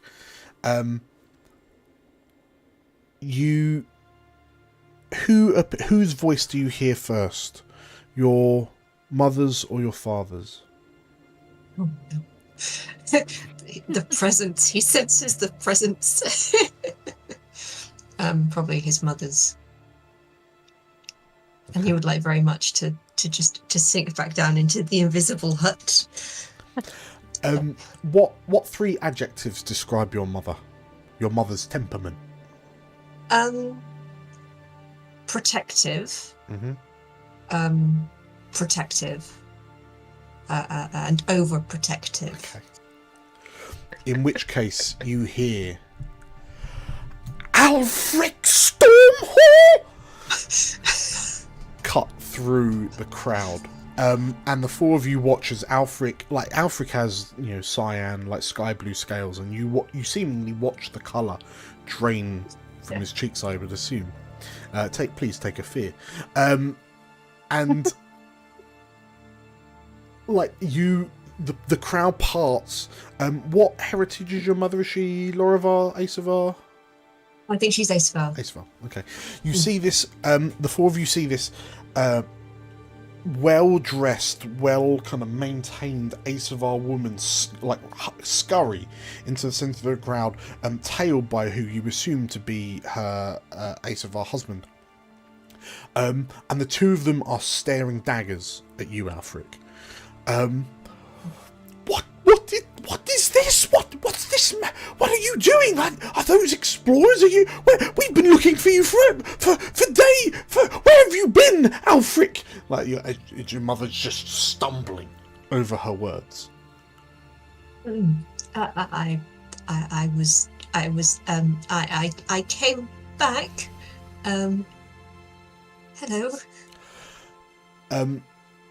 As as you sort of like respond, you are not met with any sense of like joy or relief from either of your parents,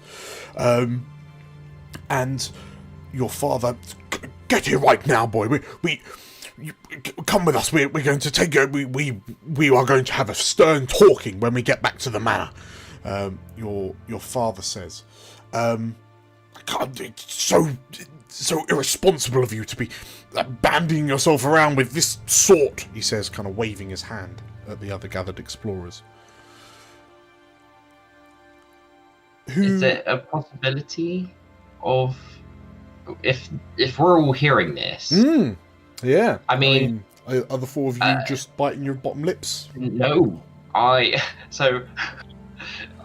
think you would have probably saw like Vanya was trying to look for a horn or meat of anything that came from the dragon and feeling really disappointed of not finding any sort of dragon to cook.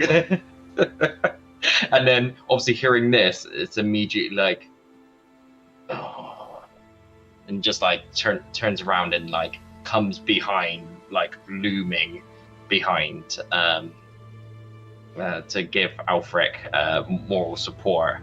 And put a hand on the shoulders, like, Alfric, are these your fine parents? Yes, they are. Mama, Papa, these are my friends. Your mother like clutches at her chest. Like if she had pearls, she would be clutching those. Friends? Alfric? You can't be friends with these ruffians. They're explorers. They get into trouble. They get into danger. They prostrate themselves. This is not the company for an individual of your caliber, she says. And it is because of Alfric here that your town and your lives are safe. I think you owe Alfric your thanks, do you not? The two parents look at one another, and your father doesn't respond. He just sort of like holds a hand out, seemingly to sort of like try and grab your wrist, Alfric, and like you have memories of being kind of pulled home from the town, from places like the town square in your younger childhood, and like the four of you, as this more slightly older Ace of Our man leans forward. He's probably, would we say, roughly about Cal's age? Yeah, Cal is Papa. Okay. As this hand reaches forward, the four of you watch as this band, seemingly this sort of like band of silvery light, appears around Alfric's father's wrist, like outstretched wrist, and his Alfric, like Lord Stormhawk, like stops suddenly, and as he looks at this kind of swirling band of silvery runes, the four of you turn to look to see from a silvery portal a white-haired Lorivar Archmage emerges, and as Archmage Meridius looks to the five of you, he kind of looks around at the gathered crowds. He looks at the remains of the statue, and then looks down to the cultists of Wender High, bound and gagged by his feet. I apologise if I overstepped, the Magistus begins. Alfric, is this gentleman causing you any issue? No, I'm quite fine. I'm with my friends. And he steps back quickly towards the gang. in which case, yeah, your father turns to this new arrival, this Laravar mage that's just emerged from a portal, and unhound me right now, he says, and he starts kind of guffing and guffawing. And Meridius, with a flick of the wrist, the restraint disappears from your father's hands. I apologise if I was a bit too brash, but it would seem that it is a time for celebration rather than chastisement. It would seem that these 5 upstanding explorers have done a pretty good job. As Meridius says that, portal guards from the concourse filter out from behind him. They begin gathering up the bound cultists that the citizens have seen to. And Meridius just sort of like looks to the 5 of you with a smile. And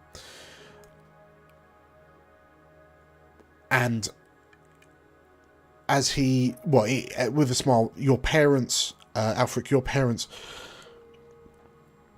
are sort of taken aback, given that everyone seems to be almost like siding against them. And then you hear one of the commoners shout, "Yeah, leave the boy alone! Leave him alone!" And you're like, in a confused kind of stupor, your parents look round as suddenly the crowd begins sort of like cheering for you specifically, Alfric, as well as the other 4 of you. They just saved our town. Where the hell were you? And support quickly grows to the point where your parents sort of like shrink back into themselves and step away from the baying masses. And Meridius just sort of like smiles and laughs, and he looks to the 5 of you and says, "I'll leave the portal open for as long as I need to. Come through when you're ready." And then as he turns to leave, you see him whisper something to someone. And then as he steps through the portal, this civilian who's just been whispered to by an Archmagister turns around, and you see them whisper something to someone else. You're not entirely sure if something magical has just happened or if it's something, just much more mundane. But Alfric, you start to hear the ripples through the crowd, the murmurs through the crowd of, I mean, maybe he could be the mayor. Maybe he should be the mayor.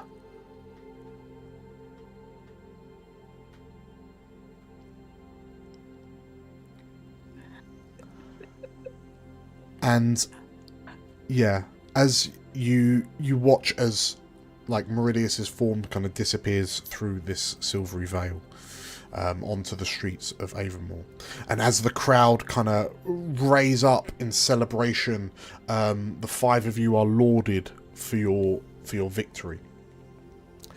And they begin chanting your names in sequence in a Alfred, Alfred, Azaka, Azaka. As the cultists are carted away.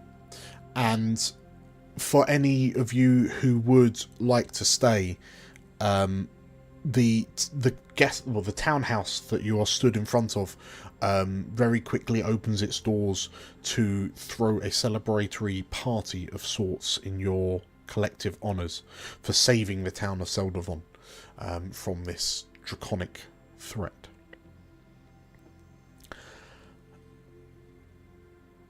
And as you are celebrating, are there any moments that we would like to zoom in on between the 5 of you? I immediately want to dress Alfric quickly. They undress Alfric. What did you say? I mean, if there are artists out there, Vanya will go up to her and say, "I'm sorry to butt in there, but I just wanted to know that we had your back. I'm not used to wishy-washy people like that, but are you okay?" I am. Yes. I don't think I've ever been more okay than when I've been traveling with you. What you did there proves you are needed, wanted, and worth every fiber of your being. You are a true explorer, and we are proud to have you on our side. And he just throws a hand, like as a sign of respect, like he does with the Azkar, as you've seen in the past of the hand class. He's got a hand out to give you his respect. Alfric takes it, and then he just pulls you into like the tightest hug. Oh yeah.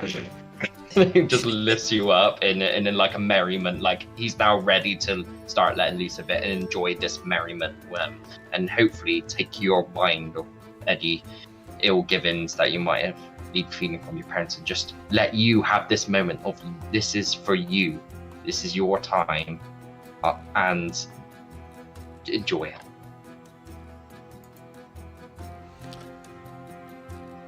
Anyone else? Any touching moments? Azakar is going to go up to Rayri, and we didn't have much time to talk, but that new move, that thing with dog, jump off. Yeah, bounce and jump. Bounce and chop. Don't ever do that to me again. Don't even think about it. But you tell me next time you want to do that. Yeah, but the whole point is that it's like No. You tell me next time. And you're really tall, and Vinny just. It's a good move. Don't get me wrong. If you wanted to do tell it me with. next time. Oh. I can do it next time. You can. That's what's up. You give it a go, and you'll see that. Yes.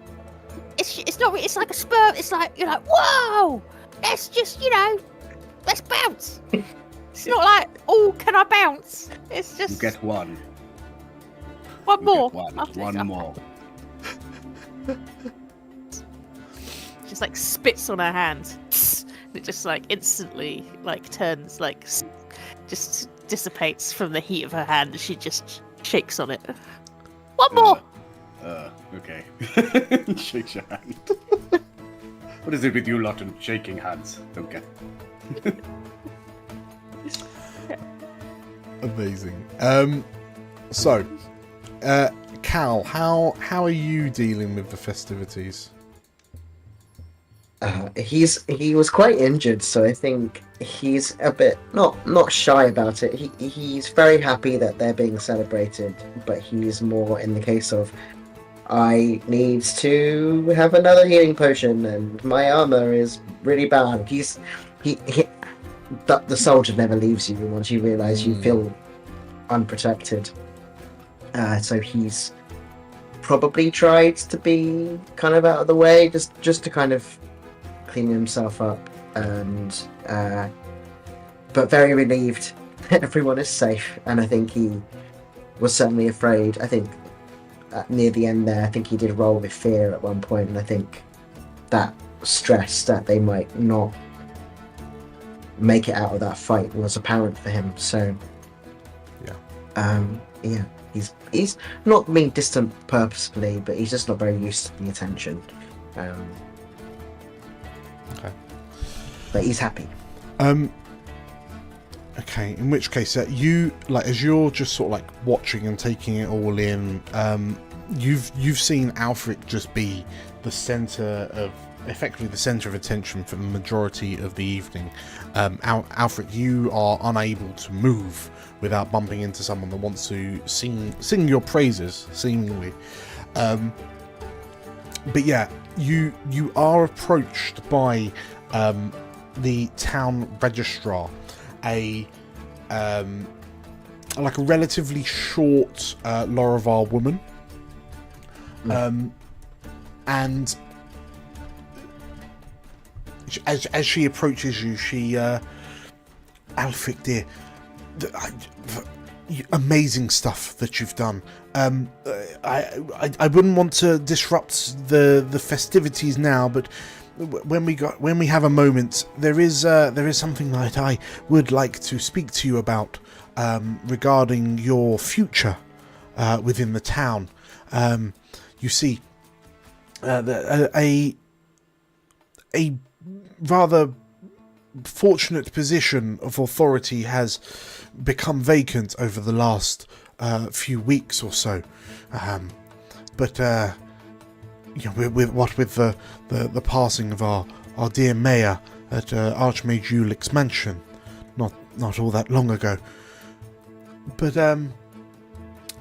in case you were planning on staying around, perhaps we could discuss business matters, she says. And he hesitantly puts a hand on her shoulder, in the same way that his friends had done. I'm flattered, obviously, but I'm afraid I already have a job, a role. I'm an adventurer, you see. And he nods at her, and he turns back into the crowd. The registrar kind of, well, yes, she says, and she's got, you can see she's wearing a smile, but her eyes kind of betray her true kind of feeling. She does look genuinely disappointed. Of course, I mean, if you weren't such a proficient explorer, then perhaps we might not even be having this conversation. Every single one of Alfric's failed rolls just a flash before his eyes as he turns away. She smiles and nods, and please enjoy yourself, she says. And as she sort of disappears back into the crowd, Cal,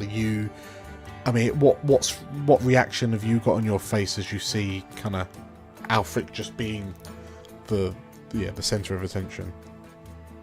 Proud Papa, very proud. Knew he had it in him. He's seen it before with soldiers back in the war, where there were young men eager to fight but didn't have the confidence or experience, and being given the opportunity to shine helps them realize how special and important they are. It does take time, and sometimes it comes with tough love, and sometimes it just comes with opportunity, and he's glad that Alfred has been able to see how valued he is, not just by his friendship group, but outside that as well. Okay.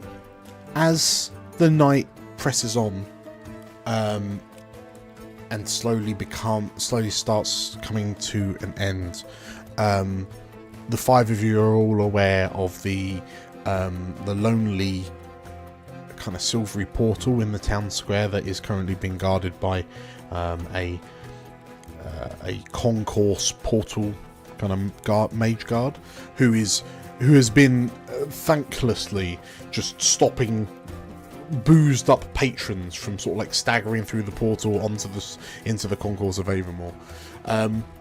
But yeah, as the party begins winding down, are there any spotlights between you and someone else that we zoom in on? As the feeling that your adventure is now firmly at an end. I think Riri at just some point will come up to Alfric, just kind of as the night's winding down, and just kind of just like I imagine they're just kind of sitting down, and just like the party's just kind of getting over. She just comes and sits next to him and just like takes his hand, even though his hand's probably much bigger than her little hands. She just kind of clasps his little hands, and she's just,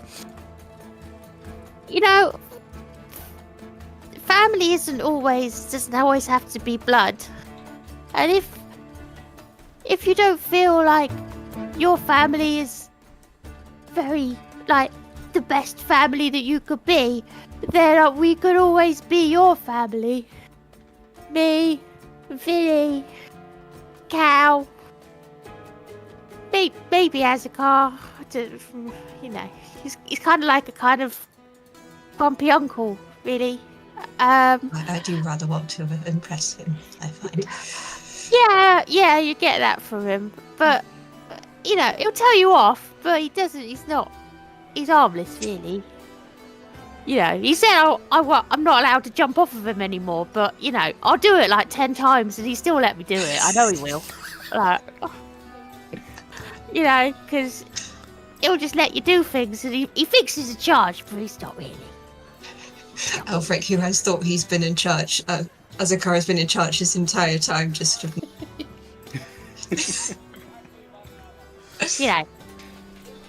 So, just don't... family's what you make it. So... but don't give up on them. I think, they'll come around. They're just scared. They just love you, and they're scared. I think. I know. I did rather run off without telling them, and then lie copiously to continue travelling with you, and then I didn't open their letter when it came, and yes, now that I say it, that wasn't that might have been an understandable action from them. Yeah. However, I feel travelling with you all these last, however long it's been, I do feel like I have an extended family now. Good. Where does the camera move to next? Who's talking to who? I think Cal will seek Azkar out at some point. Very near the end. I imagine there's drinks around. And Drunk. just... No, I think there'll be a moment where... I don't think Cal drinks a lot anyway, but I think just very, very calmly and kind of without much fuss, which he thinks is probably the best way to approach this. Cal will be like, I wonder if you'd like to have a drink together, just the two of us at some point, without the children, if you'd like. Sure, yes. That would be nice. Your apprentice, he's done well. Yeah, I suppose so. He got there eventually. But he's grinning, very much so, as he says so.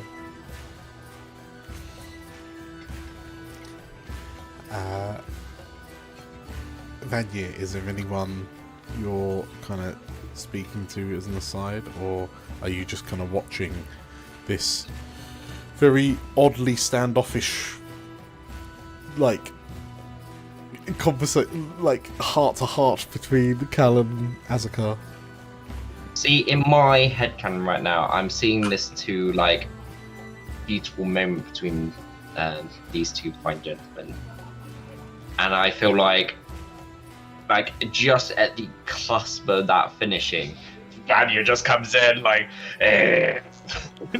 patting you both on the back, and he seems to have two cooked fine skewers of a meat of some kind that he's obviously just whipped and cooked and prepared, ready for you two to chow down on.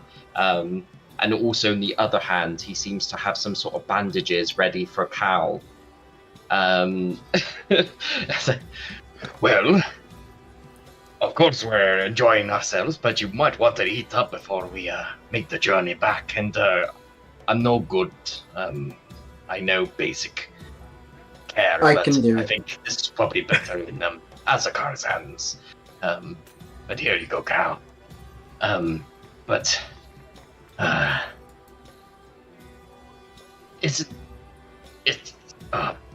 lost for words, but I just want to let you lads know that I look up to you both. And I can't think of better gentlemen to fight alongside with.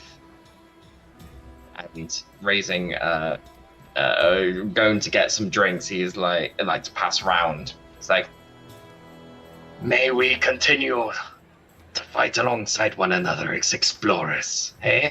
and raises a tankard, in an acknowledgement to you both.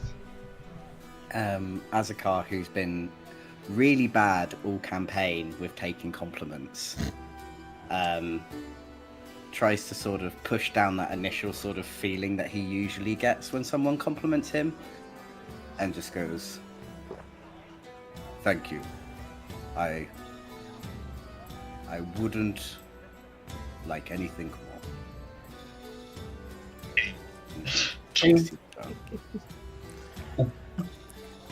In which case, with the sounds of tankards kind of clattering together, Vanier's more forcefully than perhaps the other twos. All the other glasses smash. Everyone's like, Damn, I still got my donuts on. Hold on. The clock, like time moves forward. The celebration has largely kind of died out. There are a few party stalwarts that are doing their absolute best to kind of keep the bar going, but the five of you acknowledge that, you know, the night has come to an end, and we find the five of you stood in front of the silvery portal that has been dutifully open all this time. And yeah, as the five of you kind of look at one another, the full moon overhead illuminates everything in this kind of beautifully kind of blue-grey glow, and you can't quite tell if the stars are just kind of abnormally more lustrous tonight, or if that is a lingering effect of the residual mana in the air from Eindrirth. But as you peer through the portal, like through the veil, onto the quiet streets of Avamore, who is stepping through in preparation for their next adventure? Is Azakar returning to Avamore? Yeah, Azakar is returning to Avamore. Rayri? yeah. Vanya? Others. Cal? Absolutely. And Alfric? Yeah. Okay. In which case, the mage guard like nods a head of acknowledgement as the five of you have kind of said your goodbyes and made yourselves ready. And as he steps aside to allow you access to the portal, in turn punctuated by a lurch, a now familiar lurching in the stomach as you're flung through boundless seas of ether to arrive on the cobblestone streets of Avamore.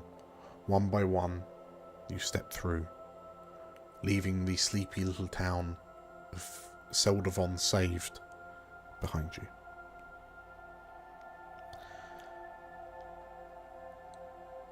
One year later. Where do we find Azakar?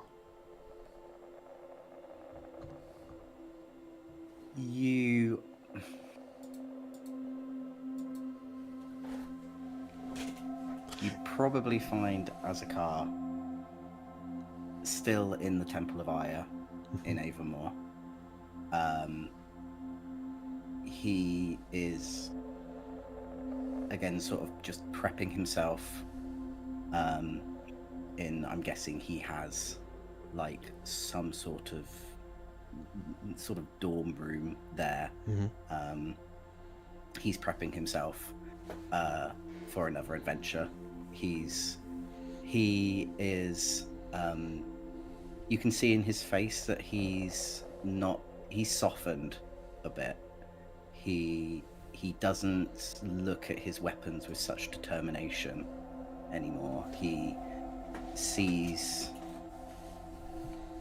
sort of looks at his gear and he sort of has a small smile on his face as he knows that he's prepping again for another sort of outing with whoever that might be. Okay.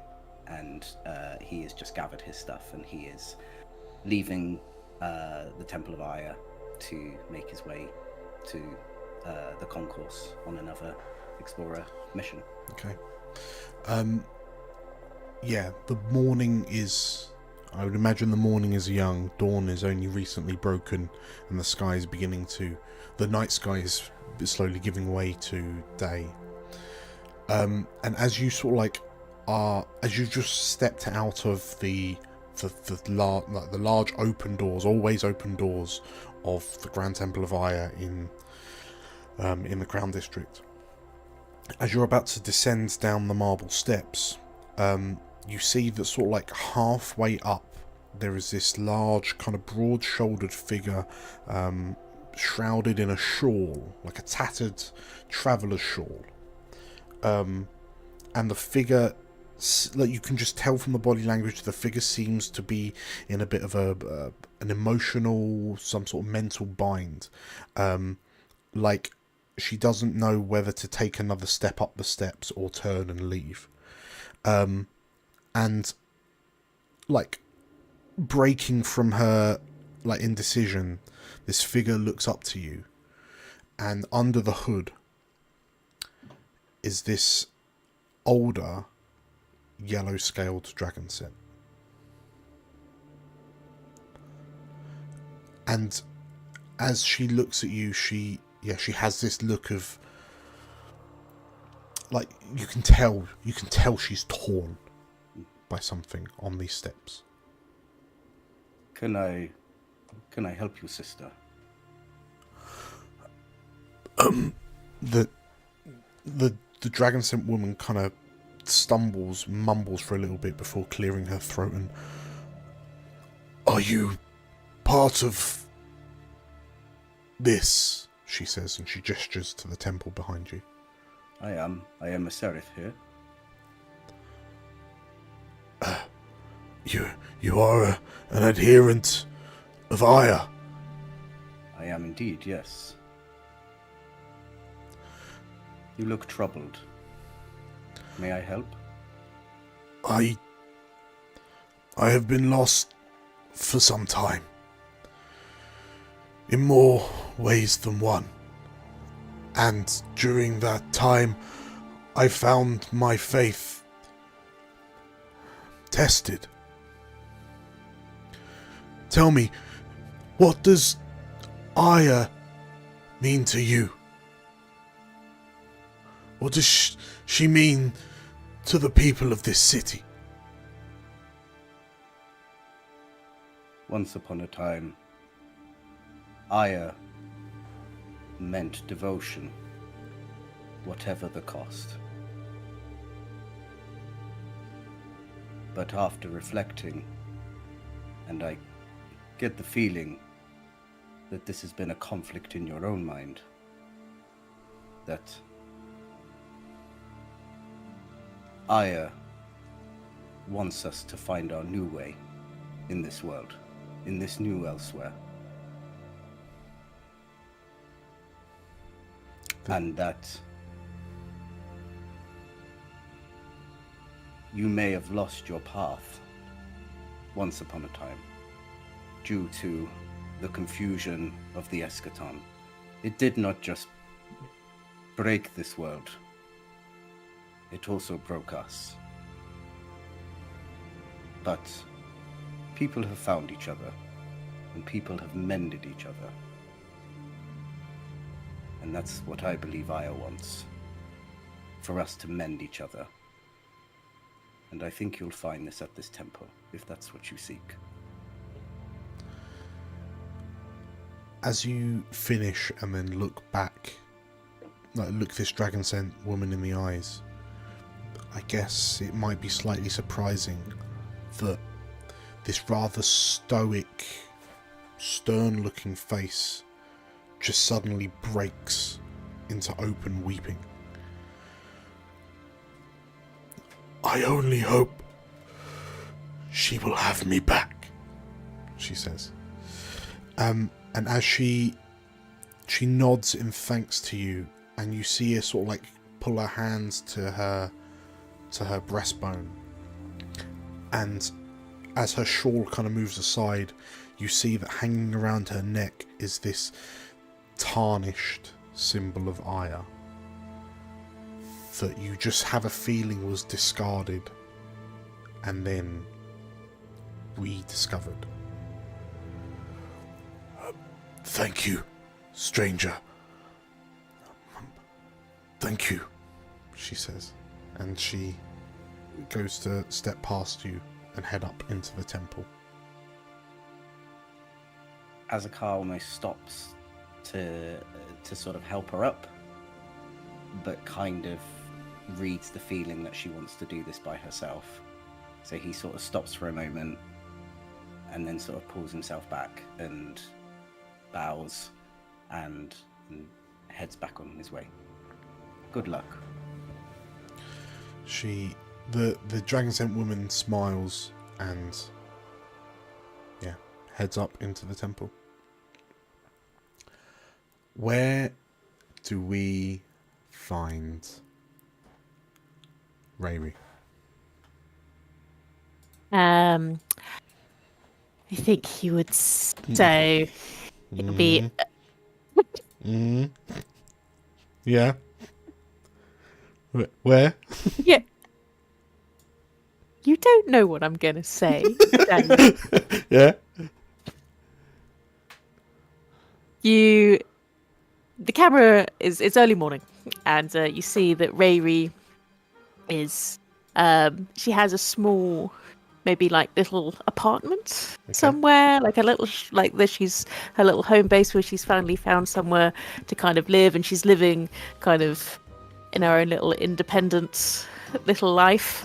And she sort of gets up and she's just kind of giving Vinny a breakfast, and you can see behind her what looks like a very sort of incomplete kind of sort of maps, drawings, and other things which all have sort of red X's on, where she's kind of everywhere she's been, she's crossed out as an option. And she just kind of scruffles Vinny's hair, and she's just like, maybe we'll find where we came from on the next adventure. We'll find it soon enough. Don't you worry. And Vinny's just like, and as she's like, well, better get to work. And as she comes down the steps, you see that she's living above Tippy Taps. And she kind of puts on a large sort of harness onto Vinny, and she goes out and she attaches him to a small cart in which she starts piling on the new service, which is Tippy Taps Delivered. Okay. And she has a little list of things. She's like, well, we've got to get all these deliveries done, Vinny, before we've got to meet the guys over the adventurers. So we've got... Go on, better be fast. She just kind of gets on, and off they go, and they start their rounds to go and deliver Tippy Taps Delivered.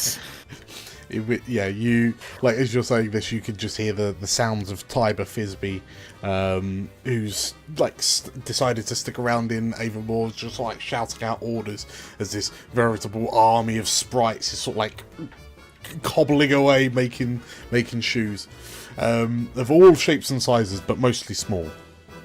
And yeah, so you're. So you've got a delivery system. You're doing a delivery service for Tippy Taps. And Yeah, which in our moonlighting as an downtime- explorer.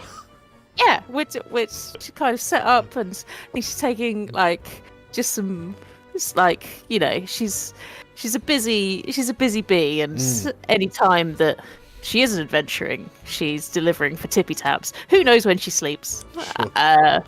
But so, In and which she case- just.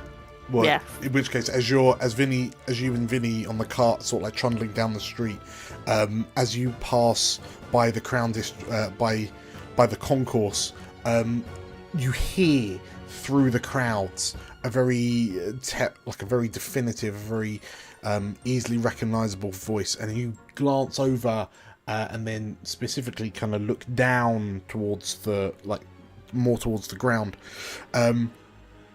No, I'm telling you, if this is one of the best jobs that we've had. I mean, there's going to be lots of treasure. There's going to be lots of this.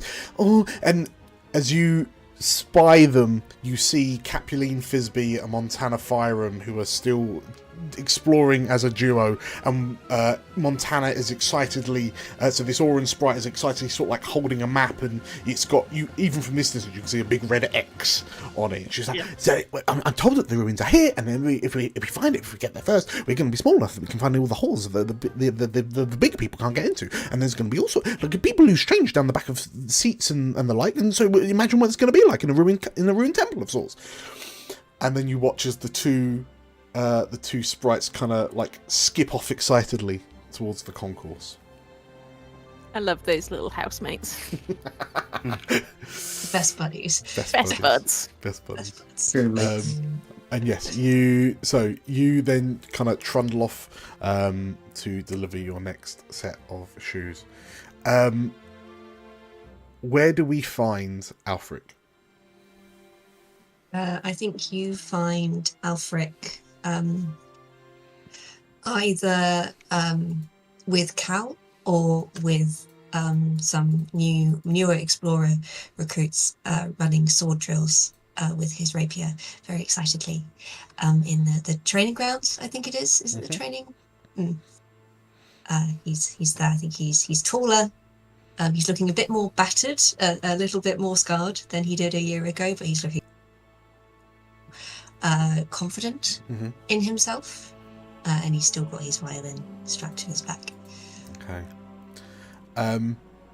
So how many rough estimate? How many adventures have you been on over the past year, and have they been primarily with Cal, or have you been striking out on your own? I think he's been on as many as he can. He's sort of taken the win that they got the year ago to just strike out as much as he can, just see as much as he can, to learn as much as he can, because he's realised quite abruptly that the world of books is not the world of reality, especially since the eschaton. So he's put his mind to learning what the world actually is and how he can help it. And I think it's brought him a lot of confidence. Okay. And was there a particular sort of like elevated role within the Explorer Society that you absolutely couldn't turn down when it was offered to you? Like, I think he's taken the group around him to heart, and any new young explorer, especially an explorer that he's sort of seen that twinkle in their eye that he reckons. Okay. He's tried to take under his wing, even though his wing is still very, wet behind the ears and still very excitable himself. He is trying his best. Are you like self-appointed like orientation Yes. person? Yeah. Doesn't always give the right instructions, but by God is he willing and eager. Amazing. Okay, amazing. Yeah, in which case, yeah, you watch as sort of like some of the new recruits that you've kind of advised and kind of shown the sights to, that their wonder of the city is always kind of heartening to see, as you almost kind of see your relatively recent past mirrored back at you from these new recruits. And certainly over the space of the last year, you would have kind of seen that you spent a lot of time with these with these four in particular, but yeah, just the power of community that's being fostered by the explorers. And you know, there's the cheers of celebration every time a new expedition is finalized. You remember just how much hubbub there was when about 6 months ago it was a whole city that just reappeared just off the coast of New Prosper, a town called Elysia. And the Elysians that have since kind of started to flood into Avermore, they've been, I mean, well, they're a bit of a different sort, but the wonder in their eyes that, like, they just seemed so much more fascinated by the society that was being kind of created, seemingly with explorers at their heart. So yeah, it's been, I would imagine it'd be quite heartening to see. But you also mentioned Cal. So what's Cal been doing for the last year? When we zoom in on Cal, he seems a lot more relaxed. He seems a bit more. It definitely looks less intimidating. He's still the same old Cal, but there is a sense that he's a bit more calm, a bit easier to talk to.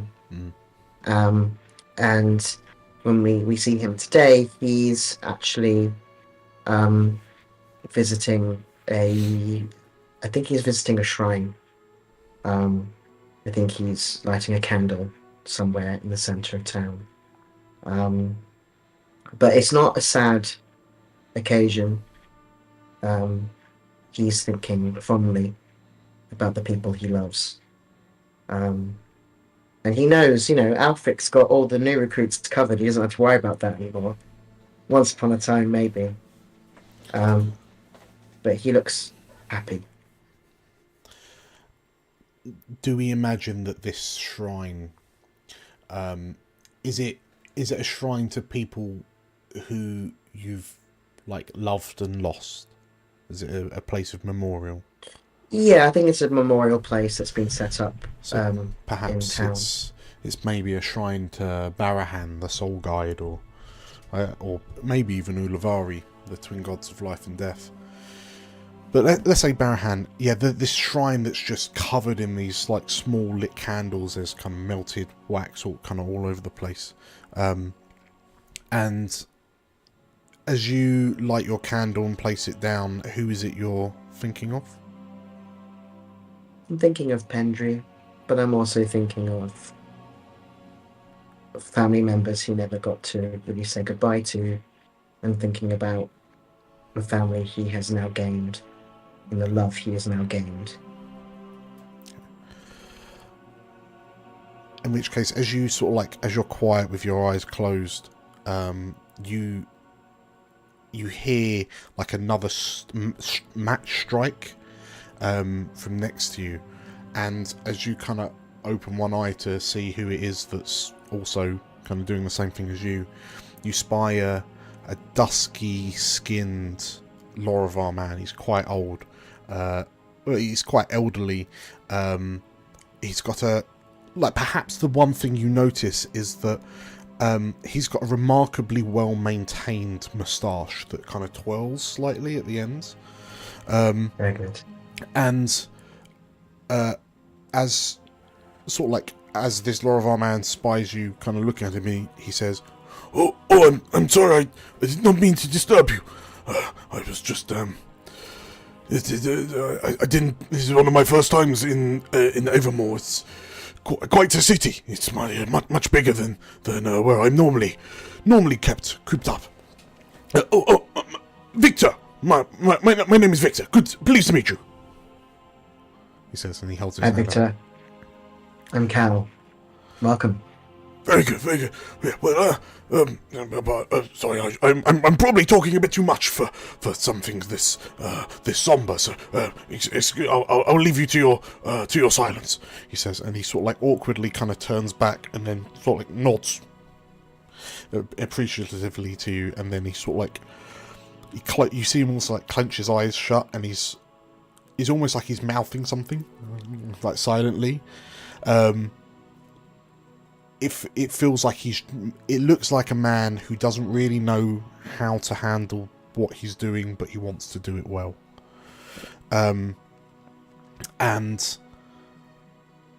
certainly quicker than it takes you to kind of to give your thoughts to Pendry. You then hear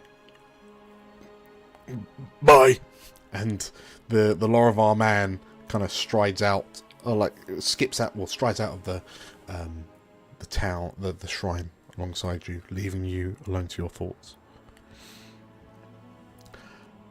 What do we find Vanya doing?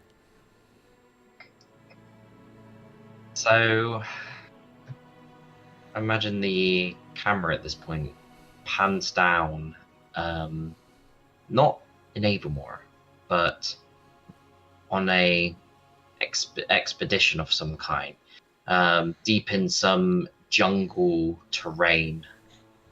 We see a group of various guardians with some shields up at the ready, trying to defend themselves against a vicious beast called a Panthera-strix.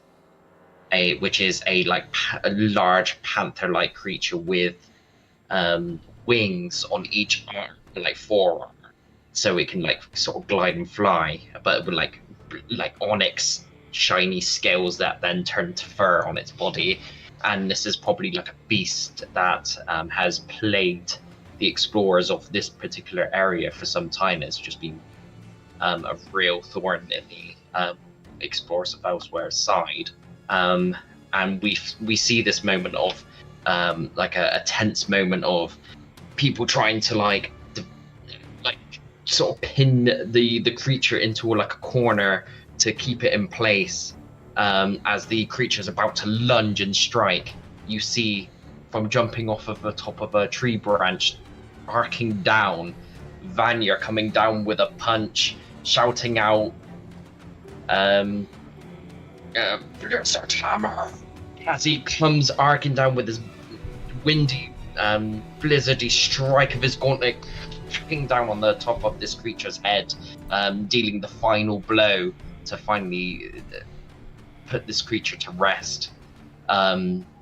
With everyone then safe as cheering, and then it probably the camera then quickly switches again to Vanya taking time to take what he needs from the creature, the special different kinds of leather and scales that could be used to repurpose for equipment and research for the explorers, certain the meat for experimenting with his cooking.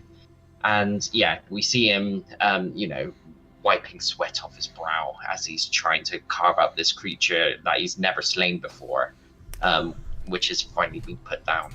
Okay. As you are hacking into the Panthera-strix? It's a Panthera-strix. Panthera-strix. So as you're carving into the flank of the Panthera-strix, and you wipe in a real Diet Coke style advert style way. Stood next to you, hands on hips. The figure just kind of blinks a few times and then says, "So, do you always shout that name of the move every time you use it?" And Gembrick the goblin just sort of looks. I could imagine It's not always the most subtle thing to do, you know? And as he finishes carving this particular piece and wipes the blade on a bit of cloth, he turns to regard his long, companion from the guild, and is like, "But it's pretty cool, is it not? I'm still workshopping the name. Different positions of different angles of strike of the fist.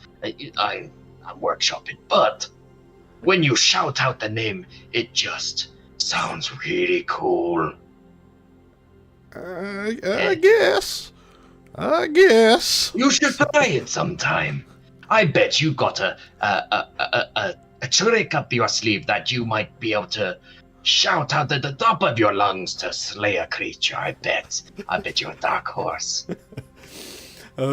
Gemrick sort of like looks to you, and he's got this slightly bemused, confused look on his. Like, he always looks a bit gormless at the best of times, but he's just sort of like his head nodding is making his whole like upper body rock with it, and he just maybe I'll give it a try. Maybe, he says, and he just sort of like slowly starts walking, like stepping away from you, like stepping backwards away from you. Give it some thought. Yes, and Gemrick returns to the other explorers in your sort of like adventuring party. Amazing. In which case, Vanya, as you kind of pull up this pristinely carved flank of meat, behind you, you hear this like a really rapid flapping, and as you turn, you see what appears to be this translucent silver. It's a small bird. It's a hummingbird like, but it's somewhere between a hummingbird and say a robin. But yeah, it's decidedly translucent, but it's just sort of like flapping stationarily by your head. And seeing it, you like there's a bit of a because you know what it means. And on the back of a large Chihuahua pulled cart, at the bottom of the steps of the temple of the Grand Temple of Aya, in the explorers kind of HQ, 4 more of these silver birds materialize to like by each of your heads respectively, to get your attention. And as you all turn to look at these birds, you all recognize them as the call to arms, if you will, of Archmagister Meridius Redan. Because of all of the explorers, you are some of his more favoured. And it would seem that the 5 of you are called to more adventure.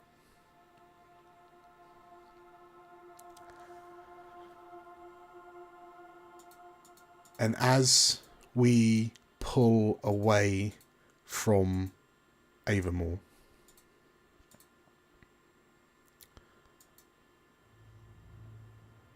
elsewhere,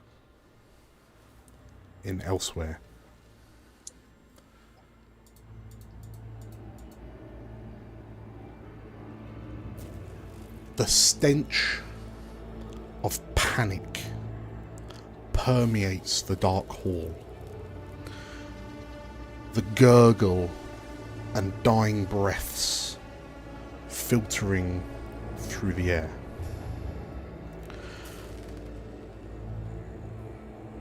An elderly, a middle-aged Lorivar priest desperately tries to pull himself up the small flight of stairs to an altar upon which lays a blood-splattered sigil of Kervotha, the sundered one. One of the dragons killed during the war. And as this betrayer priest turns round with the tip of a javelin protruding from his now collapsed lung, he looks down in panic as with a heavy swoop, an axe blade bisects the head of one of his adherents. And as the priest, what are you doing? Why are you doing this? He says to the figure in the dark. A heavy, slow footstep reverberates out, paired with the sound of the bloodied axe blade scraping across the stone temple floor.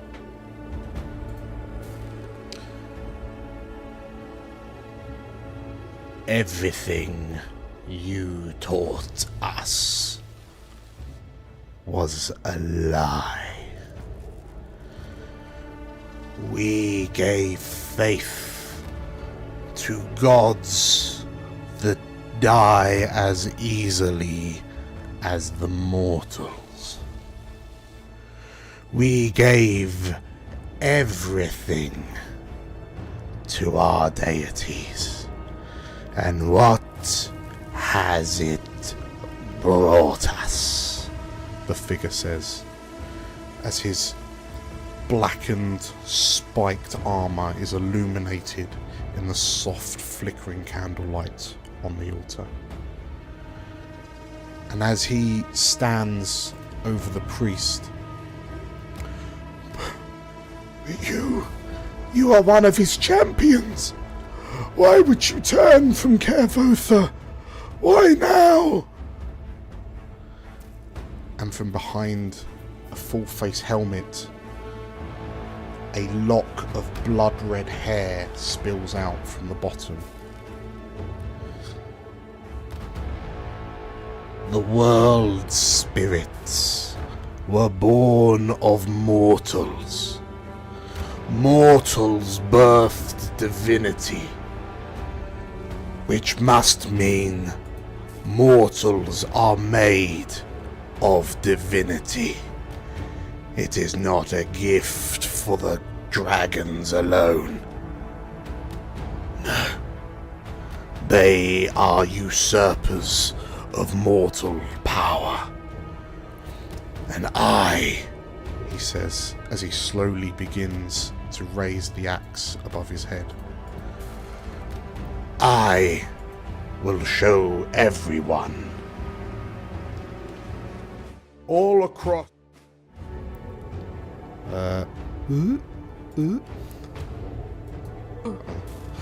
and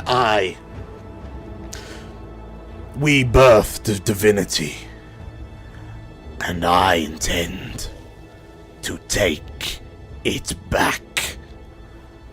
And with a scream cut short, the axe blade embeds into the priest.